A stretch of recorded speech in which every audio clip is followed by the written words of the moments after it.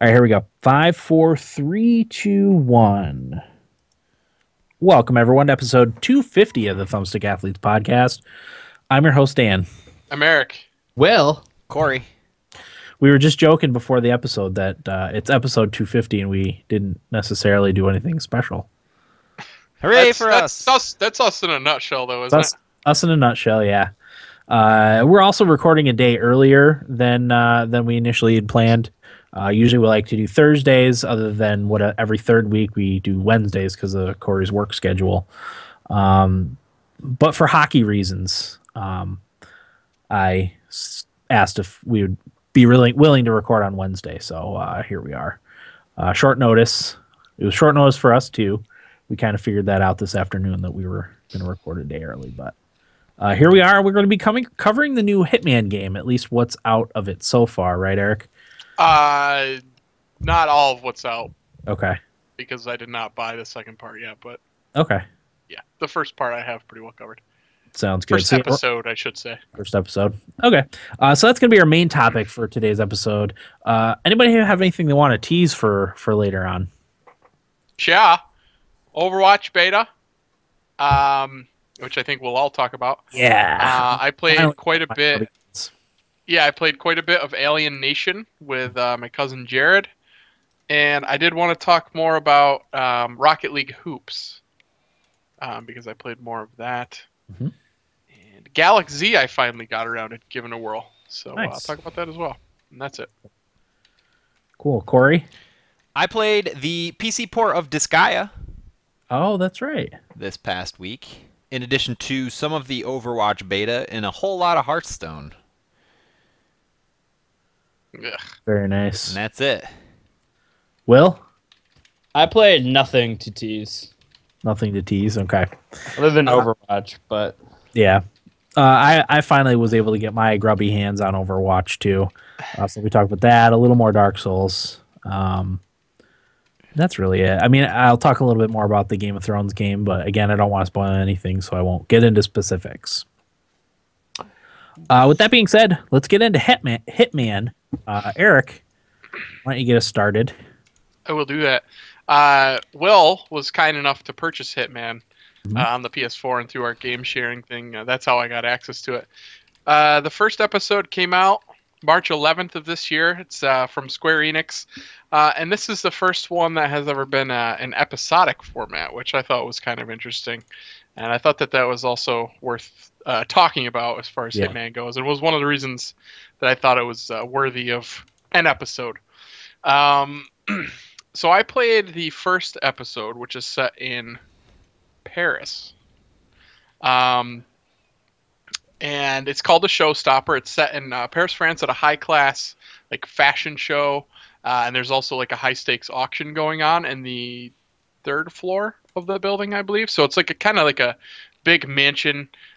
So the goal, and it's a story mission, but I don't feel like anything I'm going to say is really a spoiler. There aren't really spoilers in this, especially with the format that it's in.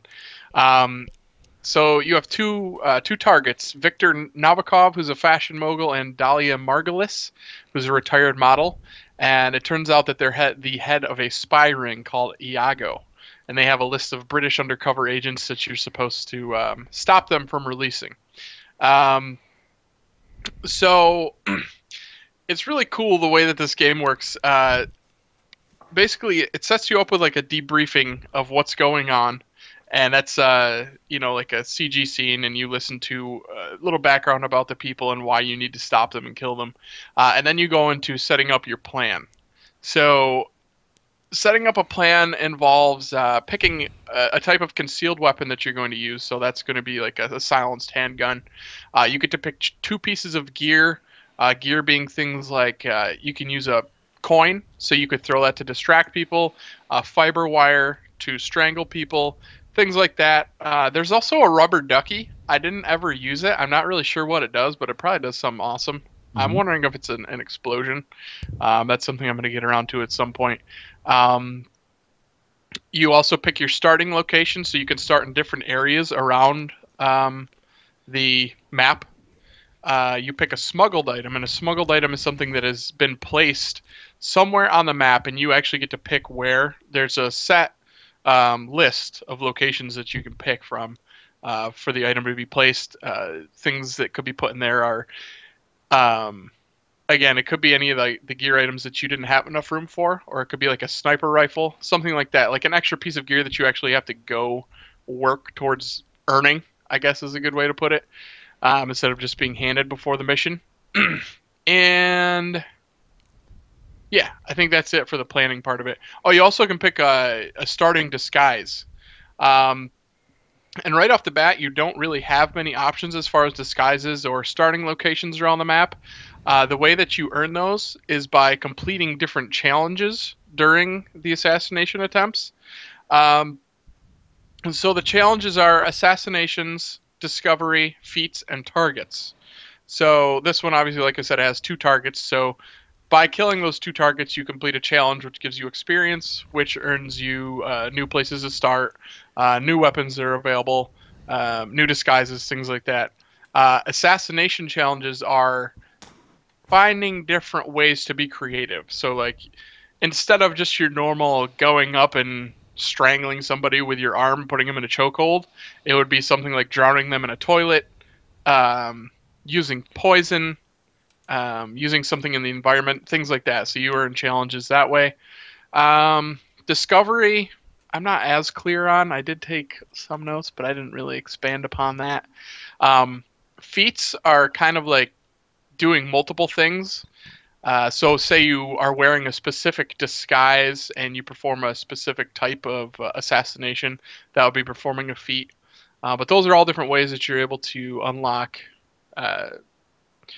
basically just opening up a whole gauntlet of avenues that you can take to perform different assassinations, which really, really lends itself to replay value on this game. It's one of the better games that I've seen, at least in my opinion. I'm not the type of person that likes to replay video games, but this one has made me do it, and I've actually replayed the main story mission a few times, which is not something that I ordinarily do. So I think that's saying something. Let's see. Another cool thing that you can do during the missions is you can gain intel. So a little light bulb will pop up if you happen to be walking by a person of interest or somebody that has information about your targets. A light bulb pops up, and what you can do is you just kind of hang out and listen to them talk, and it will give you access to a menu. And so one of the cool things that I did to eliminate Victor, I was randomly walking around in the kitchen because I had unlocked a starting location of downstairs in the kitchen as a waiter. So I started down there in a waiter's uniform, so I was just kind of blending in the kitchen, and I randomly walked across a drink recipe. And I was like, ah, shit, I'll pick it up. Who knows what it's good for? So later on, as I'm walking around, I overheard somebody talking about how his favorite drink was a bare knuckle brawler, which I don't know what's in that, but that was his favorite drink. So I went to the bar, stood at the bar, mixed up a bare knuckle brawler, and put poison in it. And he came over to the bar and said, hey, you look like a guy that knows what you're doing. Took the drink, drank it, and then he had to go to the bathroom because he was sick. So then you can walk in there, and you can basically kill him any way that you want to. Preferably, you would look at the challenge list ahead of time and see which ways you'd need to unlock. So, like I said, drowning him would earn you extra challenge points. So you can literally just dunk his head in the toilet and drown him. You shoot him in the back of the head, strangle him with fiber wire. All these things earn you different challenges. So that's what I'm saying. Like, if you were to go back and do that again, you could use a different means of killing him to unlock different things. But I thought that was really neat. Another one that I used to kill Dahlia, I overheard somebody talking about how her laptop was running the whole auction. So I went and found the dongle for her laptop to basically hack into it to shut the auction down, which made her come and check on it, which kind of sets her up in an isolation area, and you can just basically take her out whichever way you see fit. But it's pretty cool because I wouldn't have known any of that stuff without wandering around and kind of listening to the conversations that were going on. So it's nice that the NPCs that are wandering around the area actually have something to do with how you interact with your environment. You know what I mean? I just found that to be pretty interesting. Let's see what else. Oh, the coolest way that I can talk about that I did this was actually in the prologue, in like the training part. So I overheard somebody talking about how there was a guy who's trying. He wasn't escaping, but his method of leaving was through a jet. And I overheard them talking about how he likes to do a safety test on the jet before he leaves.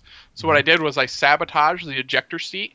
So when he went in to do his safety test, he like fucking blew himself up into outer space and blew up. And it was awesome.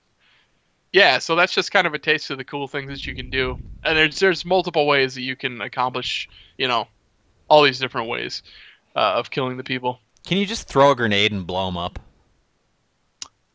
Yeah, I think I haven't found any grenades. I do have... The only explosive that I found was mine. Okay. But like I said, I haven't unlocked everything. And there are things like... I know there's something to do with fireworks. There's like a fireworks show in the Showstopper thing that it happens. So everything is like on a timeline. I haven't made it far enough where I didn't kill them in time, where I would see the fireworks. So I haven't explored that part of it yet. But you can use the fireworks to your advantage because obviously they're loud. So then you can just kind of shoot them at will without using a silencer. Which is probably what I'm going to have to do for the sniper challenge, because there's a challenge where you have to kill them both with a sniper rifle.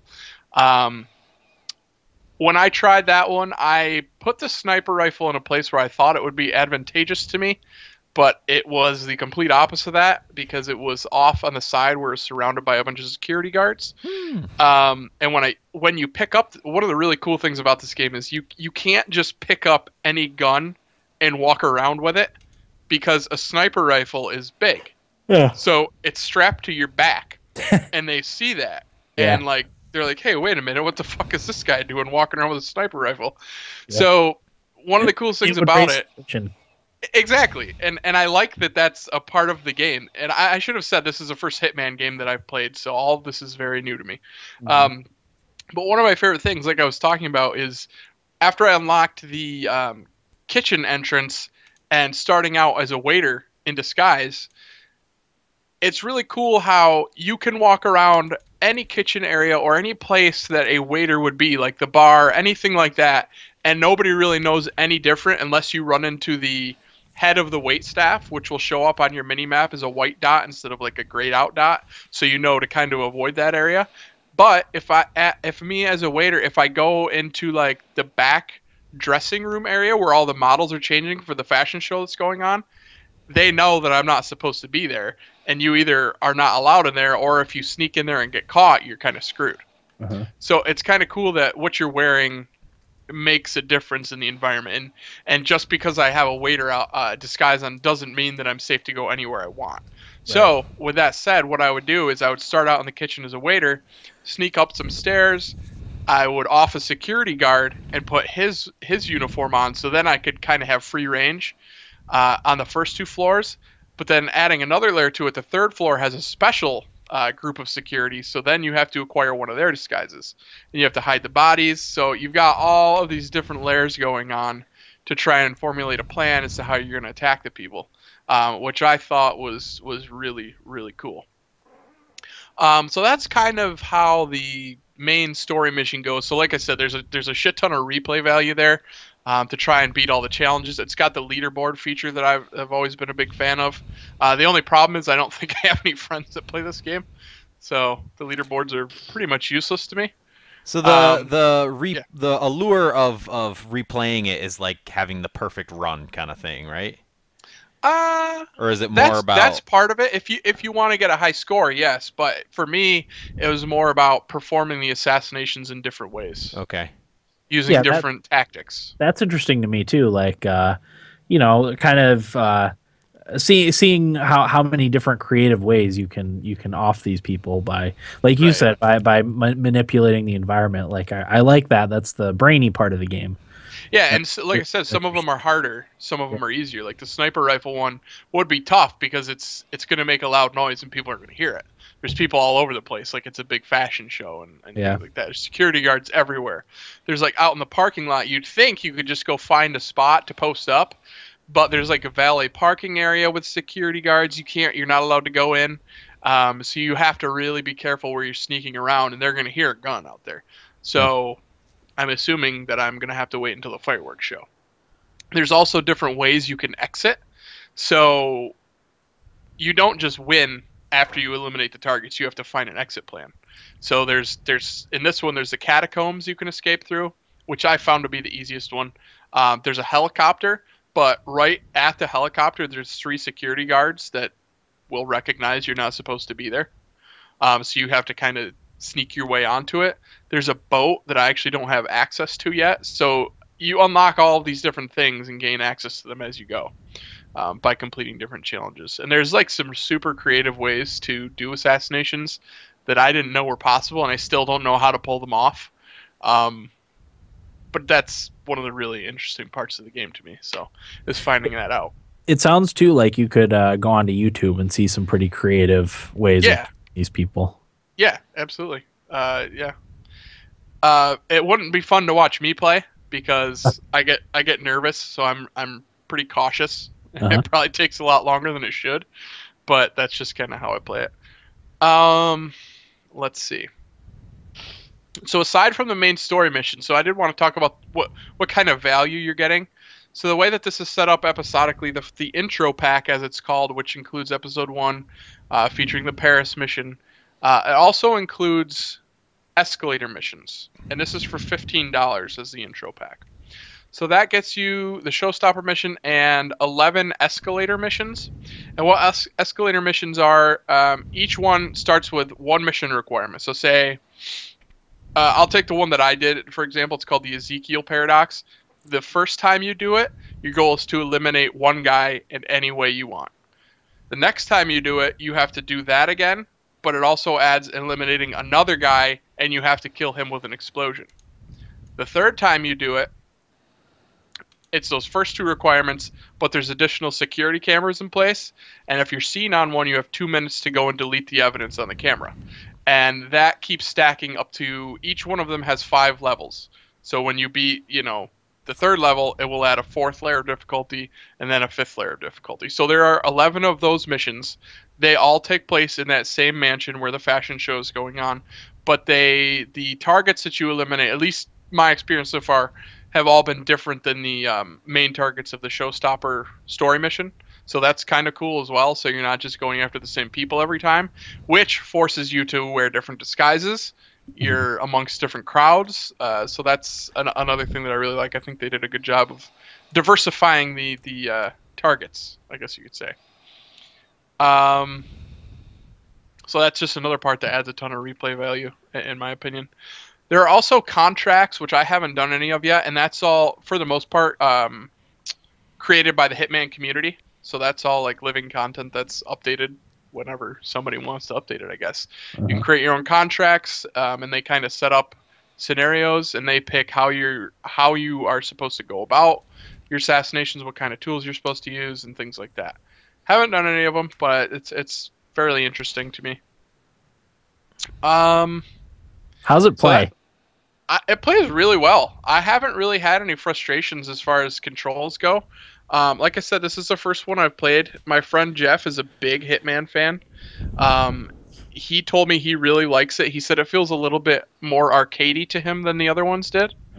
I don't have anything to compare it to, but yeah, it looks pretty good. Doesn't look fantastic, but it looks pretty good. Handles very well. I have which is important in a stealth game, which we've talked about before. So, yeah. I love it. I'm really, really surprised at how good it was. I think it's getting like 7s as far as reviews go. The first episode did. So the second episode just came out last week, I believe, and that is in Italy. And that got better reviews than the first one did. Okay. Than the first episode. That's getting like 8s or a little higher. So I am definitely going to pick that up. That episode, I guess all the episodes, if you're buying them separately, they're $10. You can buy the whole season, as it's called, for $60 regular game price. You just have to wait for them to come out.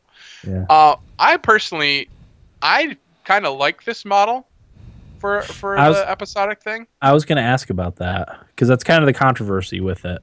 Yeah, I don't mind it at all as long as they're putting out a good content. Like, I guess for me, there's so many games you can play while you're waiting for it, and it's not one of those things like a Borderlands game, or not Borderlands. I'm sorry, I was thinking Tales from the Borderlands. What are the people that make those? Telltale game, yes. So it's not like a Walking Dead Telltale game or Game of Thrones Telltale game where it's super story driven. I really don't know what the story is as far as Hitman goes. You're just an agent who's assassinating people for one reason or another. So I don't feel like it really matters as far as story goes. And there's a lot of replay value there in what you're getting for the $15 to start off. I guess there will be 6 total pieces of content added to it. So I'm guessing 6 different cities with 6 story missions and escalator missions and all that.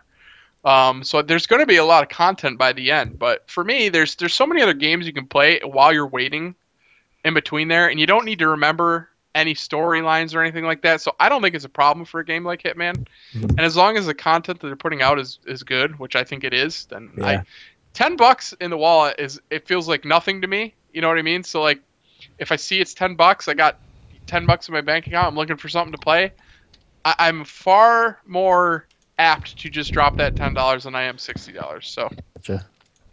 You know, what do you guys think about that model? I mean, initially I didn't like it, but from what you describe, it doesn't seem like it's that big of a deal. I don't want games to start coming out in pieces like this. Yeah. But like you said with Hitman, like there's not really a ton of story elements that you're going to forget about in between. You know, it sets itself up nicely for an episodic type of game. Yeah, and it's a lot different than what you'd be talking about with that Final Fantasy VII remake, where there's story driven. Right. Which I could see why people would not want that to come out in pieces. Yeah. Yeah. But I feel like this game, the way that they've done it, really lends itself very well to that business model. So it's good too that you can, like you said, buy the intro pack. Yeah. And see if you like it for $15. And if you don't like it, you don't play anymore, and you only wasted $15. You know. And you're getting a pretty good amount of content that you can put a lot of time in that $15 too. I feel like. Right. So, yeah, 2 thumbs up for me. I've really enjoyed it, and I thank Will for buying it and giving me access to it, because I probably would have never played it if he didn't. Did he play it at all? He said he played it for like a half hour. Okay, I'd be interested to get his thoughts, but I think he seems to have pieced out. That sounds like Will. That does sound like Will, doesn't it? Yeah, put like 30 minutes in. Yeah. Yeah. Other than like Heroes of the Storm, you know. Yeah. Right. He's got a handful of games that he plays a lot of. Yeah. Do you guys have any other questions about it, or? Not really. I think to answer some of your questions, Eric, I think like you said, you know, it depends on the game, and the model seems to work really well for Hitman. Yeah. And it does seem like the word on the street is more approving of this game than its critical reviews, which are still decent, but people seem to really like it, word of mouth wise. Yeah, it's really fun, and I don't love stealth games. I'm not somebody that enjoys that usually. But I feel like with the way they set up the challenges and things like that, and the interaction with the people in the environment and all the different disguises and things that you can use, it's really interesting. It seems more like a thinking man's stealth game too than a control heavy. Yes, a more skill based stealth game. Like Metal Gear. Yeah. Like Metal Gear, right. I would agree with that. Yep. Okay. Yeah, one of my friends has it on Steam, so I'll probably give it a shot at some point. Oh, you should, Dan. I'd be interested to see what you thought. How many episodes are they doing? It said after the intro pack, the way that do I still have it up? I pulled it up to read from it. I got rid of it. The way it read on the PSN store was that there was going to be 6 pieces of DLC. It didn't state episodes, but 6 pieces of content after the initial intro pack. So I would assume 6 more story missions. Oh. So. Gotcha. Now, my last question, and you might have answered it already. But when you go back to replay a mission to earn more challenge points, what do those challenge points get you? They unlock different, like I said, different starting points that you can use, different disguises that you can start out as, so you don't necessarily have to go get them. Okay. So I found it pretty easy in the second and third times that I played through it to start out as a waiter. Okay, so you would say that the reward for getting more challenge points is worth the effort to do so. Yeah, it just gives you different avenues of ways to approach the targets. Gotcha. Basically. Okay. Yeah, because when you're trying to take a bunch of costumes, like you run the risk of getting caught every time you off someone to get their clothes, right? Right. Yeah, absolutely. Difficult. The security guard that I killed, he was just in a stairwell, and there was nowhere to hide him. Yeah. So like, he's just laying there. Yeah. So if someone goes down those steps. Yeah, exactly. And then they start searching around for you and things like that. So. Okay. So you usually would just start out in a suit, like a black suit. I'm really tempted to pick this up. It's cool, man. I really like it. Really like it. It's on Steam, yeah? Yeah. Yes, it's out for Windows, Xbox One, and PS4. Yep. I really enjoyed. What was the last Hitman? Absolution? Absolution, yeah. Yeah, Absolution. Is that the one I played, or did I play Blood Money? I can't remember now. I have all of them. I haven't played any of them. Yeah, I've always wanted to, and this is just the first time that I ever got around to it. Yeah. What was your experience with Hitman briefly, Will? To be honest with you, I only did like 20 minutes, and it was cool. I just didn't stick with it. I think there's because I was trying to play other stuff. Yeah. Okay. It's a series I'm always interested in, but never play. Yeah. Yeah. Yep. I'm the same way. Sometimes there's a reason for that. I'll talk about Disgaea a little bit later. Okay. Gotcha. All right. Shall we move on to Nibble Bits? Sure. All right. Corey, why don't you get us started with Nibble Bits? YouTube! Continuing our YouTube coverage. YouTube announced a fix to one of the biggest problems with its copyright claim system. I talked a little bit about Jim Sterling kind of finding the workaround to stick it to the man and stick it to the all the men, I guess, at the top in different ways. But so the way it works now is once a video is flagged for a copyright claim, the original owner, the person filing the claim, can choose to monetize it themselves. So, like, if Dan uploaded a video and I put a claim on it saying this is mine, I could choose to monetize it. So Dan would keep the video, but the ad revenue would all go to me for that video. Or I could choose to block it outright. But that led to a lot of people falsely claiming videos as their own. And that would screw a lot of people over because it would prevent the uploader from receiving any revenue from the video for that initial bump of viewers, whether or not it's theirs. So Dan very well could have uploaded something that was totally his. I put a claim in. Dan loses all that money, regardless of whether it's mine. So now, or soon, YouTube will allow videos to continue earning revenue during that content dispute. And then once the dispute is resolved, the money will be delivered to the rightful person. So Dan uploads that video. I put in a claim. I put in a BS claim. Then once that situation is resolved and Dan earns the copyright to it, then he will get all that revenue that he should have been getting anyway. So that's good. That it will at least fix some of the problems that they have.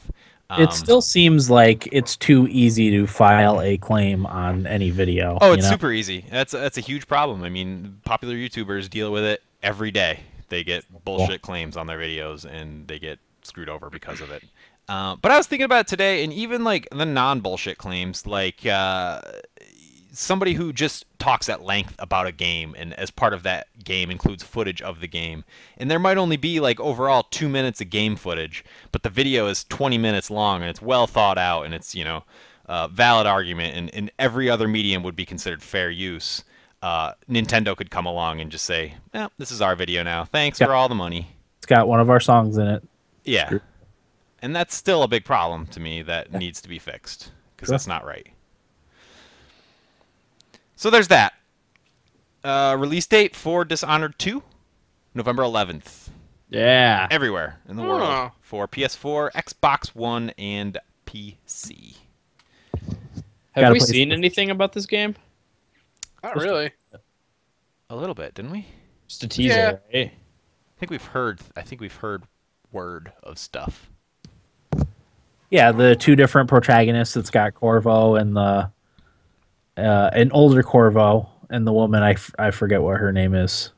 Isabel. Okay. I don't know. Yeah. Well, it was funny earlier today. I was thinking about it, and I had it totally confused with the new Assassin's Creed that just came out with the two. Oh, yeah. Similar, yeah. I guess. So there's that. Dawn of War 3 was announced along with the trailer. It's been a game that's been kicked around for quite a while, I guess, like all the way going back to like 2009. Yeah. But the announcement trailer came out. It's a game, one of those games I've always been interested in, real-time strategy. Warhammer universe? Yep, Warhammer. Yep. Warhammer 40,000. Okay. And it's anticipated to come out sometime in 2017. I'm interested in it. I think I played the first Warhammer Dawn of War. Not Warhammer Dawn of War 2, but the first Warhammer. I actually think I have the physical discs for it back at Mom and Dad's. I played it when I used to visit you when you lived in the apartments in Endwell, Dan. Yeah. Yep. Concerned Ape posted his plans for Stardew Valley's 1.1 update, including co-op multiplayer, international localization, Mac Linux ports, console ports, and merch.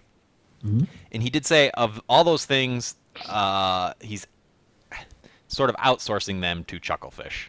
He's in his blog post outlining all this stuff. He said, you know, I've always wanted the content of the game and the game design itself to come from me. This extra stuff is a lot of technical work. Yeah. I don't even know if I could do it, kind of thing. So, like, I'm just going to let Chucklefish handle it, and they'll obviously share some of the revenue there for that. But in terms of game content, he said he's going to include more late-game content, new farm buildings, crops, artisan goods, advanced farming and producing mechanics.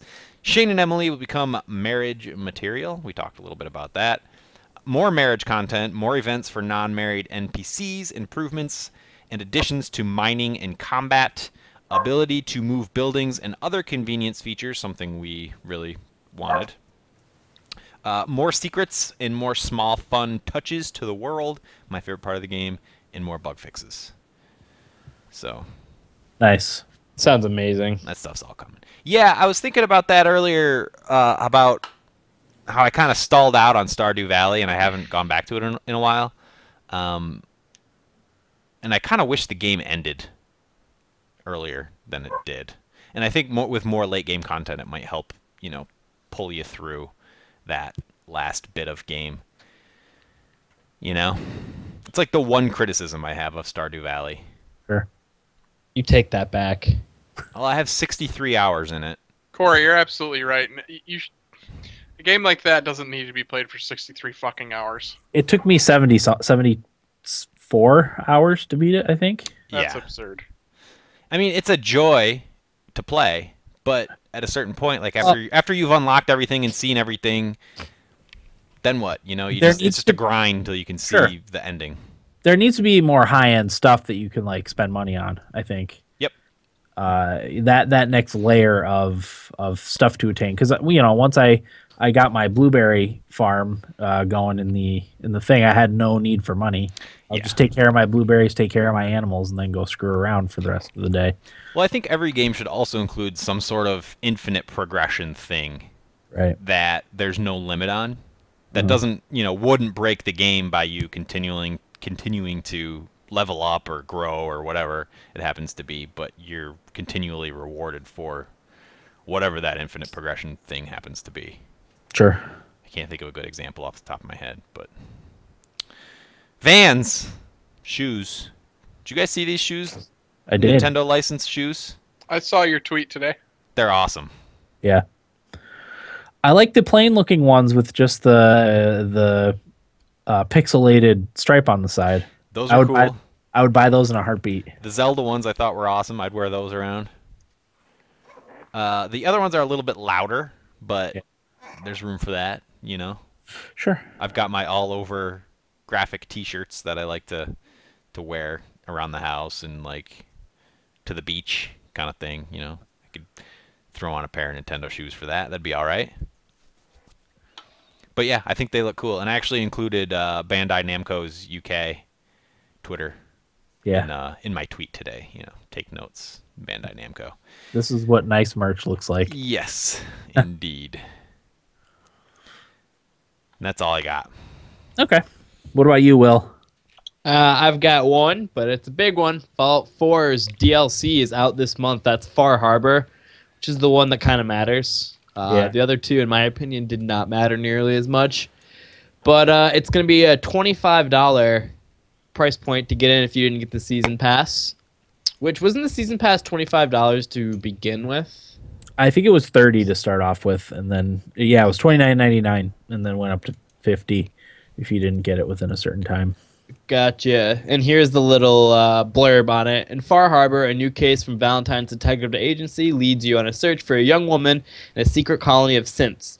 Travel off coast to Maine to a mysterious island of Far Harbor where higher levels of radiation have created a more feral world. Navigate through the glowing conflict between the synths, the children of Adam, and the local townspeople. Will you work towards bringing peace to Far Harbor, and at what cost? And there's a little trailer posted. So check it out. I kind of want to play it, so I have to go back and beat Fallout 4 on the PC. That might be my next little mission. Yeah. I would totally play a Valentine's Detective Agency storyline. Yeah. That would be pretty cool. There's probably someone working on a mod for that. More Valentine's Detective Agency content. It'll probably be better than Fallout 4. Could very well be. Not a difficult pass. This is the only piece of DLC that I'm interested in, and I'll get it at some point on a Steam sale, probably. Just specifically this one. I don't necessarily care about the other ones unless they steeply discount the whole season pass again. You know, which who knows? It'll happen eventually. It's just when, you know, when Fallout 5's coming out. Yeah, Skyrim 2. Or when Obsidian puts out their Fallout. Steam summer sale's coming up, Dan. Yeah, I know. I have no money for no extra funds for Steam. Fair enough. You think we're going to see Elder Scrolls 6 at E3? No. I don't know. If we do, it'll just be a teaser, real quick blurb. Yeah, I'm thinking we'll see a teaser. Yeah, I would be surprised if it was coming out like later this year. Although that's what Bethesda did with Fallout 4. No way. There's no way. Yeah. What? I think chances of that are slim.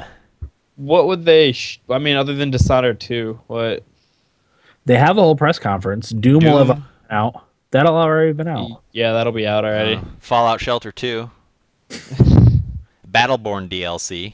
Ooh. Battleborn. No, that's Battleborn is 2K. Yeah. Oh wait, Gearbox. What's the Bethesda? Battlecry. Battlecry. That got nixed, didn't it? Yeah. I think it got canceled. Yeah. It's for the best. Yeah. Maybe then, Corey. Maybe. They gotta have something. They can't do a whole press conference around Dishonored 2.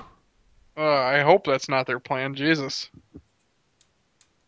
I'm sure they have something else. I think we talked about this about a month ago, that we think there's something else. We just can't think of what it is. Didn't news come out of Bethesda that they're working on 3 separate games currently? Yeah. So maybe one of those. 3 separate big projects, I think, is how they worded it. So maybe we'll see a new IP. Maybe.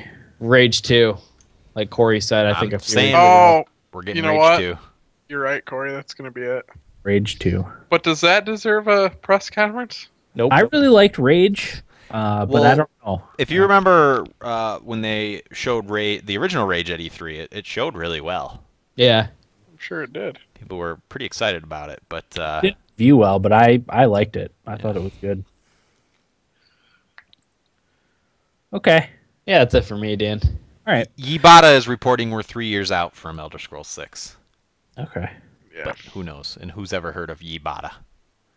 Is that a publication? Yeah. Okay. 2019. Ugh. 2019, huh? Okay, so I'm reading a report on the Christian Times about a report on Yibata.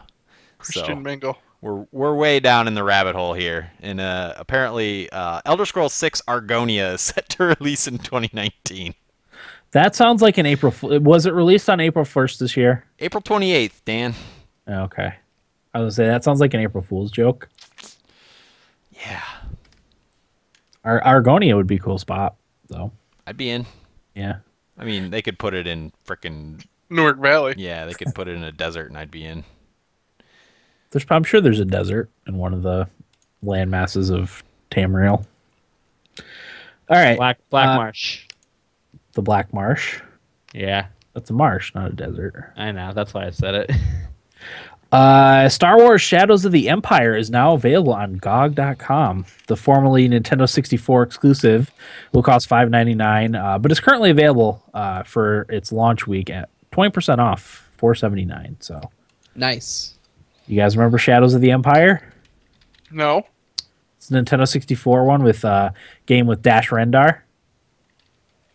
I don't know if I played that one, Dan. I'm sure I played it at Graham's. We never owned it, but we spent many. It was a very difficult game. We spent many an hour playing Star Wars Shadows of the Empire. You'll probably recognize it when you see it. I really need a Star Wars game to play right now. That's why I asked you about The Force Unleashed. Yeah, it's not because bad. they're available on backwards compatibility on Xbox now. Oh, okay, yeah. And they're only $5. Eric, you want to play the Old Republic together? Yes. Can we? Yeah, we can. It's free to play now, isn't it? Yeah, it's free to play. Oh! I was thinking of something else. Oh, I was thinking of Knights of the Old Republic. You should play that though. That's the one. Mm-hmm. Will it just run on my computer? Yeah, it should. I won't have to fuck around with it. I don't can't remember if I had to do anything. Didn't they do a remaster too? What's this now? Isn't there a remaster? Knights of the Old Republic. KOTOR. There's a fan-made remaster, actually. Yeah, Will's right. Yeah. And I don't think it's done yet. But yeah, I don't see any reason why it shouldn't just because it was out on PC when it came out. So Okay. I played it last year. yeah, Did it hold up? Yes, it was awesome. Okay. Maybe I will. it's a good game. Also I've been available. jonesing. I don't think Battlefront will really scratch the itch. Well, what's our other options? It is May the 4th. Maybe we should go over that. Oh, it's a funny story. I went out to lunch today, and there was a table of people dressed as Star Wars characters. Nice. Yeah. Cool. Cool people. Mention is May the 4th. Eric, maybe we start a Star Wars Rebels podcast. I'm getting into it, man. Getting into it. Nerds. As soon as my Audible subscription cycles this month, I'm going to get another one of the audiobooks. Isn't there a Star Wars CCG? Yeah, I played it many moons ago. Guess which one of our friends had it? Graham. GG. Yep, GG. Also, in Star Wars games news, EA has announced that Titanfall developer Respawn is working on a third-person Star Wars game. There's not a lot of news on it now, other than they made sure they put a team of industry vets working on it. They also made it clear that they would respect the legacy of Star Wars at all times with the game. So Nice. we shall see. Star Wars I'm looking 1313. Reborn. That's what a lot of people were asking for. It's 1313. That game looked awesome. Sure Yeah. did. How about So. Star Wars Pinball? No, not Star Wars Pinball. Oh, God. People really like Star Wars Pinball, Dan. You said you don't have any nibble bits, right, Eric? No, Dan. Okay. How's your week, Eric? Good. Let's see. This is my last week driving to Richmond for work. So it'll be nice not having to do that every day. Although I've kind of enjoyed it. Because I finished Star Wars Lords of the Sith, the audiobook. It was really good. The ending, I don't feel like anything like crazy happened towards the end, but It was really good, and you know what? I saw a different side of Darth Vader in it, which was kind of interesting. Nice. I got to know him and Senator Palpatine a little bit more, which was cool. Really, really pulling me into the Star Wars universe, and I'm looking forward to my next audiobook from that. And Dan, you reminded me that I did want to bring up the Leicester City Championship in the English Premier League. That team has been around for, I think it's over 130 years, and this is obviously their first title. They were almost relegated last year to the Championship division, which is the next division down. And I saw some people were tweeting, I think it was yesterday, they call them pundits over in England, one of the sports analysts predicted them to come in dead last this year. That's where that team was at going into the season. 5,000 to 1 odds to win the league this year, against teams like Manchester United, Manchester City, Chelsea, Liverpool, Arsenal, Tottenham. Like, you're talking about the biggest teams in England, and this team that's like, it comes out of nowhere. And they made a couple of acquisitions in the offseason, but nothing that you would have been like, yeah, that's going to win them the championship. You would have never, ever said that. So what went right for them?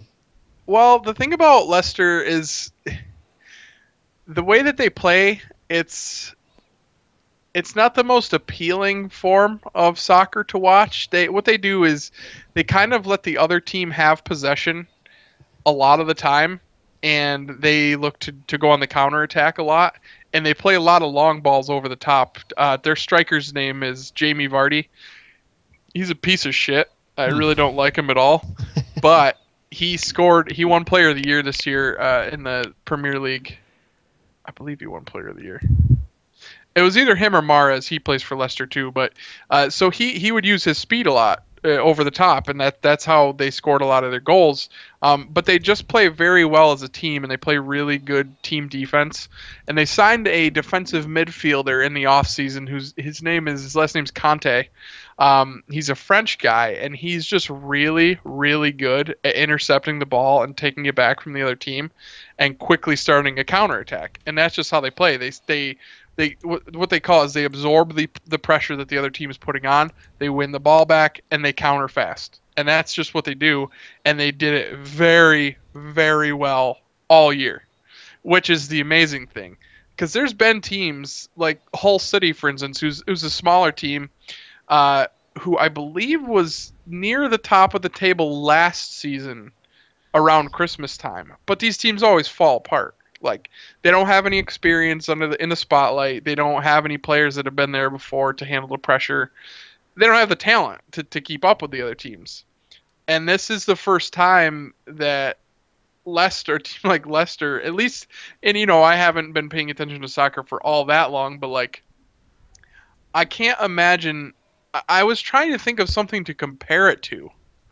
And in something that you guys would more be able to relate to as far as like hockey would go or football, but like there's nothing to really compare it to, because I guess the closest thing would be like an AHL team.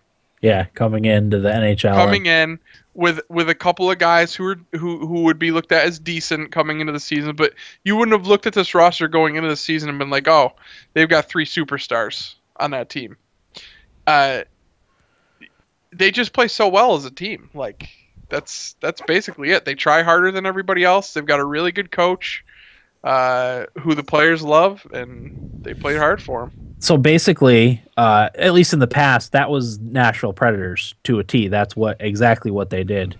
They didn't have the talent to match up with other teams, but they played really well defensively, really well as a team, and that's how they were competitive. This year is a little different. We have some talent on our team, but that's why I ended up liking them.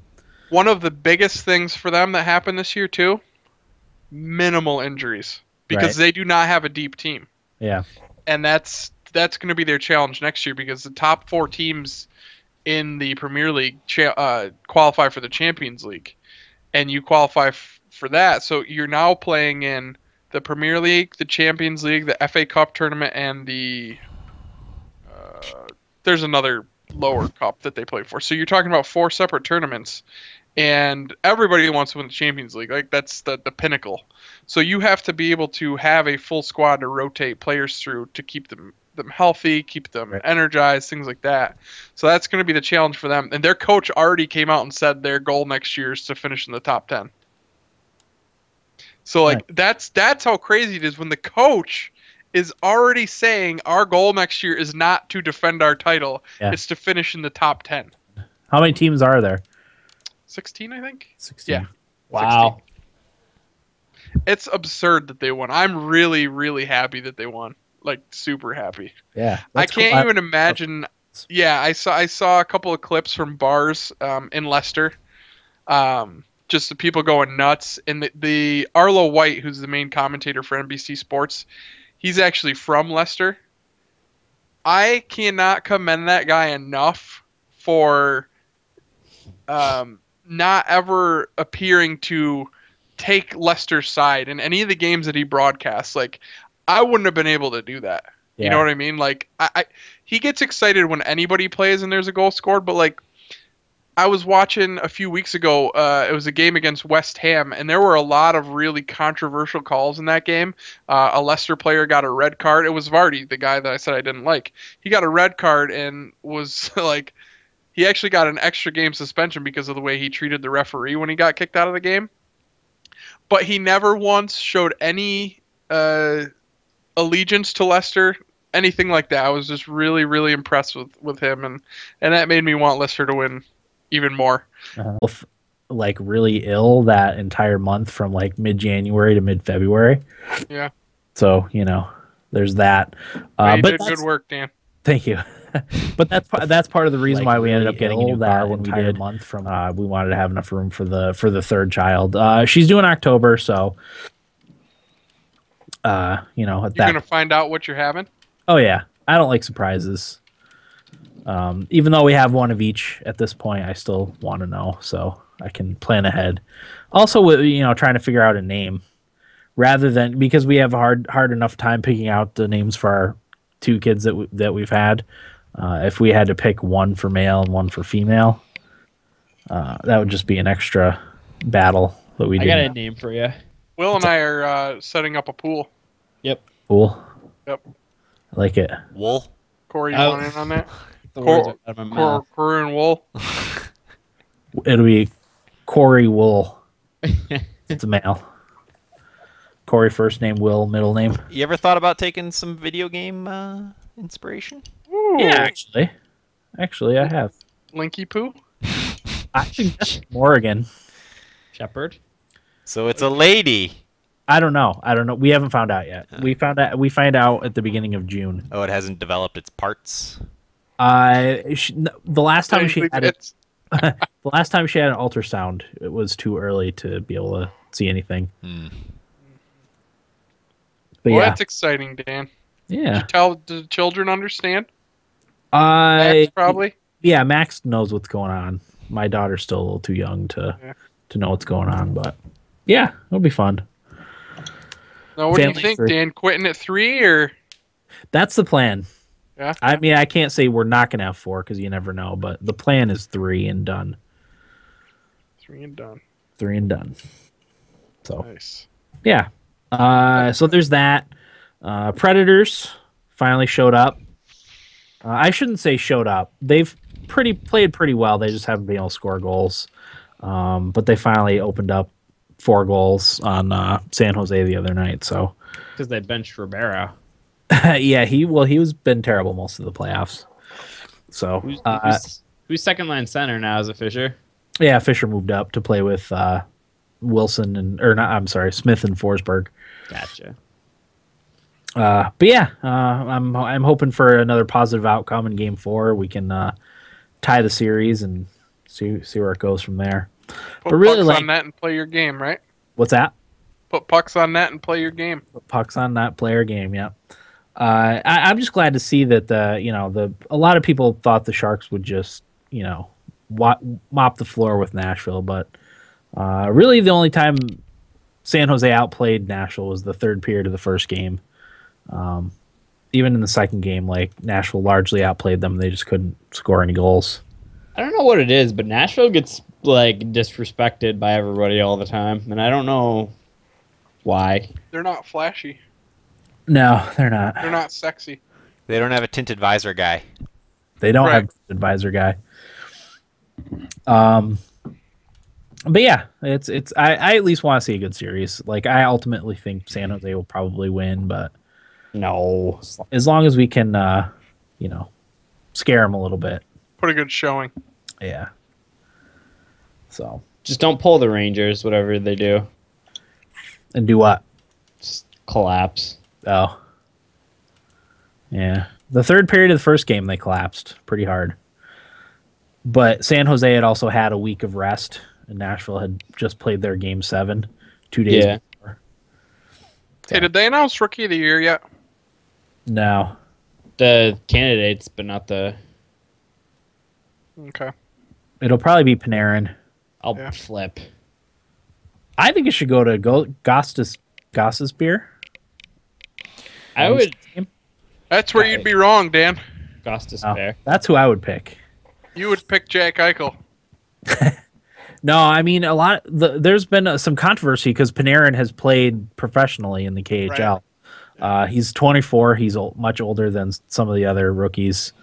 So a lot of people were like, does that mean he's not going to get picked for Rookie of the Year? But he was almost a unanimous pick from like coaches and I think that coupled with the fact that he was on a line with the NHL's leading point scorer. Well, sure, but the rules are the way the rules are is he's a rookie in the NHL. If he had been 25 when he came into the NHL, then he wouldn't be considered a rookie. And until the rules change, like he's. I just think if I'm voting, that those two things play into it pretty heavily. Sure, absolutely, it would for me too. Who would you pick, Corey? I like the Gostis Bear pick. Yeah, not as much as you like the Eichel pick. They made what Goss's beer was able to do as a rookie defenseman is unbelievable. Oh, it's insane. But he'll drop off like Myers and be a piece of shit in a couple years. I listened to an analytics podcast today, and they said, how do you not pick the player who averaged more than 1 point a game and was in the top 5 for possession in the league? Because he's too soft. Who's that? McDavid. He's a big pussy. Just like Corey said. We all would have broken our collarbones and more if that happened. Remember when he broke his hand because he punched the glass or something? Yeah, I forgot. What an idiot. What a big, dumb idiot. At least he fights. Eichel hasn't fought. Eichel would kick his sorry ass. No, he wouldn't. Because he's soft. He's like a lady out there. You've got the Buffalo Homer glasses on. You're goddamn right I do. I got the blue and gold tint just shining off of these glasses. Well, it doesn't matter because Eichel's closer to a championship anyway. You did. Exactly. And that's what matters. Who were You're not going to get it. Who were the candidates, Will, for Rookie of the Year? McDavid, Panarin, and Gostis Bear. Okay. Eichel didn't even get nominated? He got 4th. I'm never watching hockey again. So it'll probably be Panarin. I can't imagine a scenario where it wouldn't be Panarin. The biggest thing is the sample size, I guess, and that Panarin played almost every game. Yeah. McDavid and Gostis Bear didn't. McDavid played 40. Yeah, because and he played 50 something. Yeah, Goss's beer was a call up, wasn't he? Yep. Well, he's the reason the Flyers got in the playoffs. Exactly. Is he an offensive defenseman? Yeah. He had like 16 goals and 35 assists or something like that. Did he end up setting the point streak record for a rookie? Yeah, it was like 20 some straight games with a point. That's impressive. Yeah, right? Okay. Do we want to take a potty break? Yep. Yep. All right, we'll take a quick potty break and be back with what we played in just a moment. All right. I'm going to call Christy real quick. Okay. I'm going to go wee-wee. I'm going to make waffles.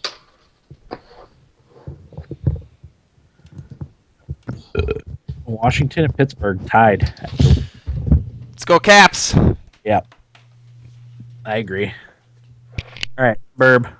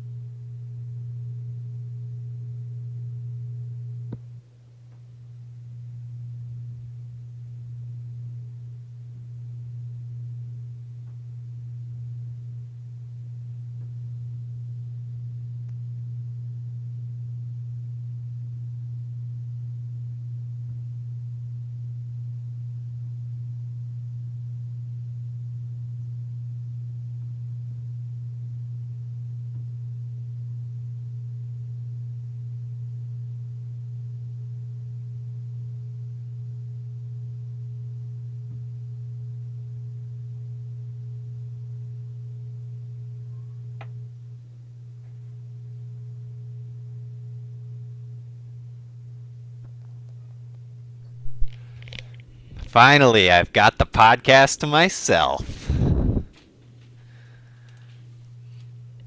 What's that humming?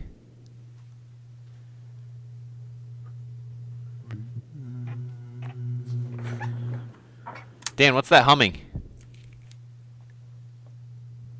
I don't know. Do you hear it? Yeah.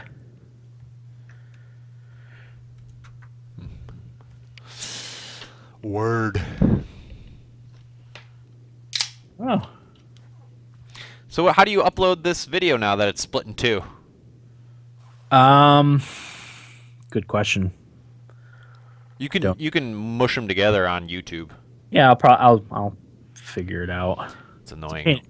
It's a pain in the butt. I don't know why it's been doing that. OBS says it's fine. There's no issue. Right. And then I've started the stream a lot of times, and it just doesn't push to Twitch. Yeah. Well, Twitch has been janky. It's a pain in the ass. Like I said, not last week's episode, but the week before, I had to upload it like 10 times from Twitch to YouTube before it finally took. Yeah. But what can you do? Because we could record locally, but that uses system resources, and then like you would have to compress it and then upload it. Like it's just a headache that we don't need. You know? Yes, this is definitely the most painless way to do it. Which is how we like to do things around here. Yes, sir. Path of least resistance. Coyote's expected to name 26-year-old John Chayka the GM at Thursday press conference. Really? Is he one of those like stats wunderkinds? I don't know. Will might know. I've never heard of him. Can you imagine being the GM of a hockey team at 26 years old? No, I'm 32, and I couldn't imagine being the GM of a hockey team. It's probably someone that was really good at Eastside Hockey Manager, so they decided to give him a job. Oh, he was assistant GM last year, specializing in analytics. Yep, there you go. He's a nerd, stats nerd. That's It'd cool. be interesting to see if he's really successful, like what happens, because hockey's a big fan. I don't know about other sports, but hockey's a big fan of bringing in like former players and stuff to be their GMs. Yeah. They might not be the best. It probably would be. You probably would be better off having a stats person doing it. Yep. Shut up, dog. Yo. Yo. Hey, Eric. Yeah. You didn't talk about Redline. Yeah, because I turned it off after 10 minutes. Not a fan, huh? I mean, I don't know. I did forget to talk about how I'm trying to go back to Game of Thrones. Nothing really to talk about, though. I forgot to talk about Game of Thrones. Yeah, it's a good one. It's a really good episode. Oh my god, it was fantastic. Because after the first episode, I was like, "Oh, I hope this season's not going to be shitty." I didn't think the first episode was shitty, but nothing happened really. Happened, yeah. But the second episode was really freaking good. That's the good stuff. Which is good because that was after a very bad Predators loss. Oh, Needed it. I needed to pick me up. It could have gone very badly for me. I still haven't eaten dinner. If it was an episode where you had me nervous, by the way, texted me because I was like, well, he would never text me a spoiler like that. But then I was like, he probably doesn't think I believe him. So he's actually like, you overthought it. The classic overthink. Absolutely. And then when the one scene that that specific character was in, I was like, oh God. I don't think I could ever purposely spoil something for somebody. Yeah, but I wouldn't have believed you no matter what. So you could have, quote unquote, spoiled that for me. I don't have it in me. I'd feel awful. The same way. I wouldn't want to do it either, especially something like that. Yep. Never stop smoking. Yes. What's that from? Giant Bomb or Giant Beast Cast. So you could probably appreciate this, Dan. Who was it? Jeff Bakalar. Jeff Bakalar. He was out with his kid. How old's his kid? Baby. It's a baby. So he was out like walking his kid around in a stroller or whatever, and this surfer bro dude carrying a longboard walked by with a cigarette and like blew the smoke basically in the kid's face. And as he walked by, Jeff kind of passive aggressively goes, "That was a fucking dick move." And the guy goes, "You got a fucking problem?" Oh, jeez. And I don't remember what he said after that, but towards the end of it, he ended it by telling the guy, "Never stop smoking. Make me that promise that you will never stop smoking." It's funny. Go on the internet. You can get them cheap. Yeah, you can go. That's right. I can give you some websites. He's like, smoke a carton a day. Oh, it was great. And then the car story after that. What the fuck? Oh, yeah. Can you imagine? No. That's bizarre. Apparently, Dan, this is in New York City, right? Yeah. The one dude, so he said that there's like off-street parking near his place, and you can just park there. There's no limit. So he'll park there for weeks sometimes because he doesn't drive that much. So he went out to find his car, and it was just gone. And he called the impound place. They didn't have any record of it. So he called the cops, thinking that somebody stole it. Apparently, when like construction or something needs to get where your car is blocking, they will have a tow truck come and move it to a different parking spot elsewhere. And not tell you. Yeah. I mean, how could they find you, License plate. Oh, that's true. Yeah, they could have the DMV contact you. I mean, how fucking inconsiderate is that? Yeah. In a place like New York City where your car very well could have been stolen. Yeah. Well, I know in places like Buffalo, like if you leave your car parked on the street and they need to plow, they'll just plow your car off the road. Oh, sure. It's because it's a man's city. People are used to it. Oh, they plowed my car again. Oh, honey, we got to go down to the dealership. Got a new ride. Let's roll it out of the snowbank. Get the winch. Go down to Oh, North fuck, Tonawanda and honey, get it the happened winch. again out there on the sidewalk. Car got pushed up in the yard again, honey. We'll have to call Billy from Lancaster to bring his truck down. Oh, shit. What a good people. That sort of stuff is why I like to never leave the house if I don't have to. Yeah. God damn it. The surfer guy, Yeah. right? Of course it was some, like, bro fucking dickhead. Oh, yeah. He said his daddy instincts took over. Yeah. Because that doesn't seem like that's in his nature. Uh-uh. He seems like a pretty laid-back dude. I'd probably be the same way. Like if it was me, I wouldn't say a thing. But if it's one of your kids, Exactly. it's nature. Like you just react. This is a free country, man. Oh my god, go fucking. That doesn't mean. I always say that doesn't mean you're free to be a dick.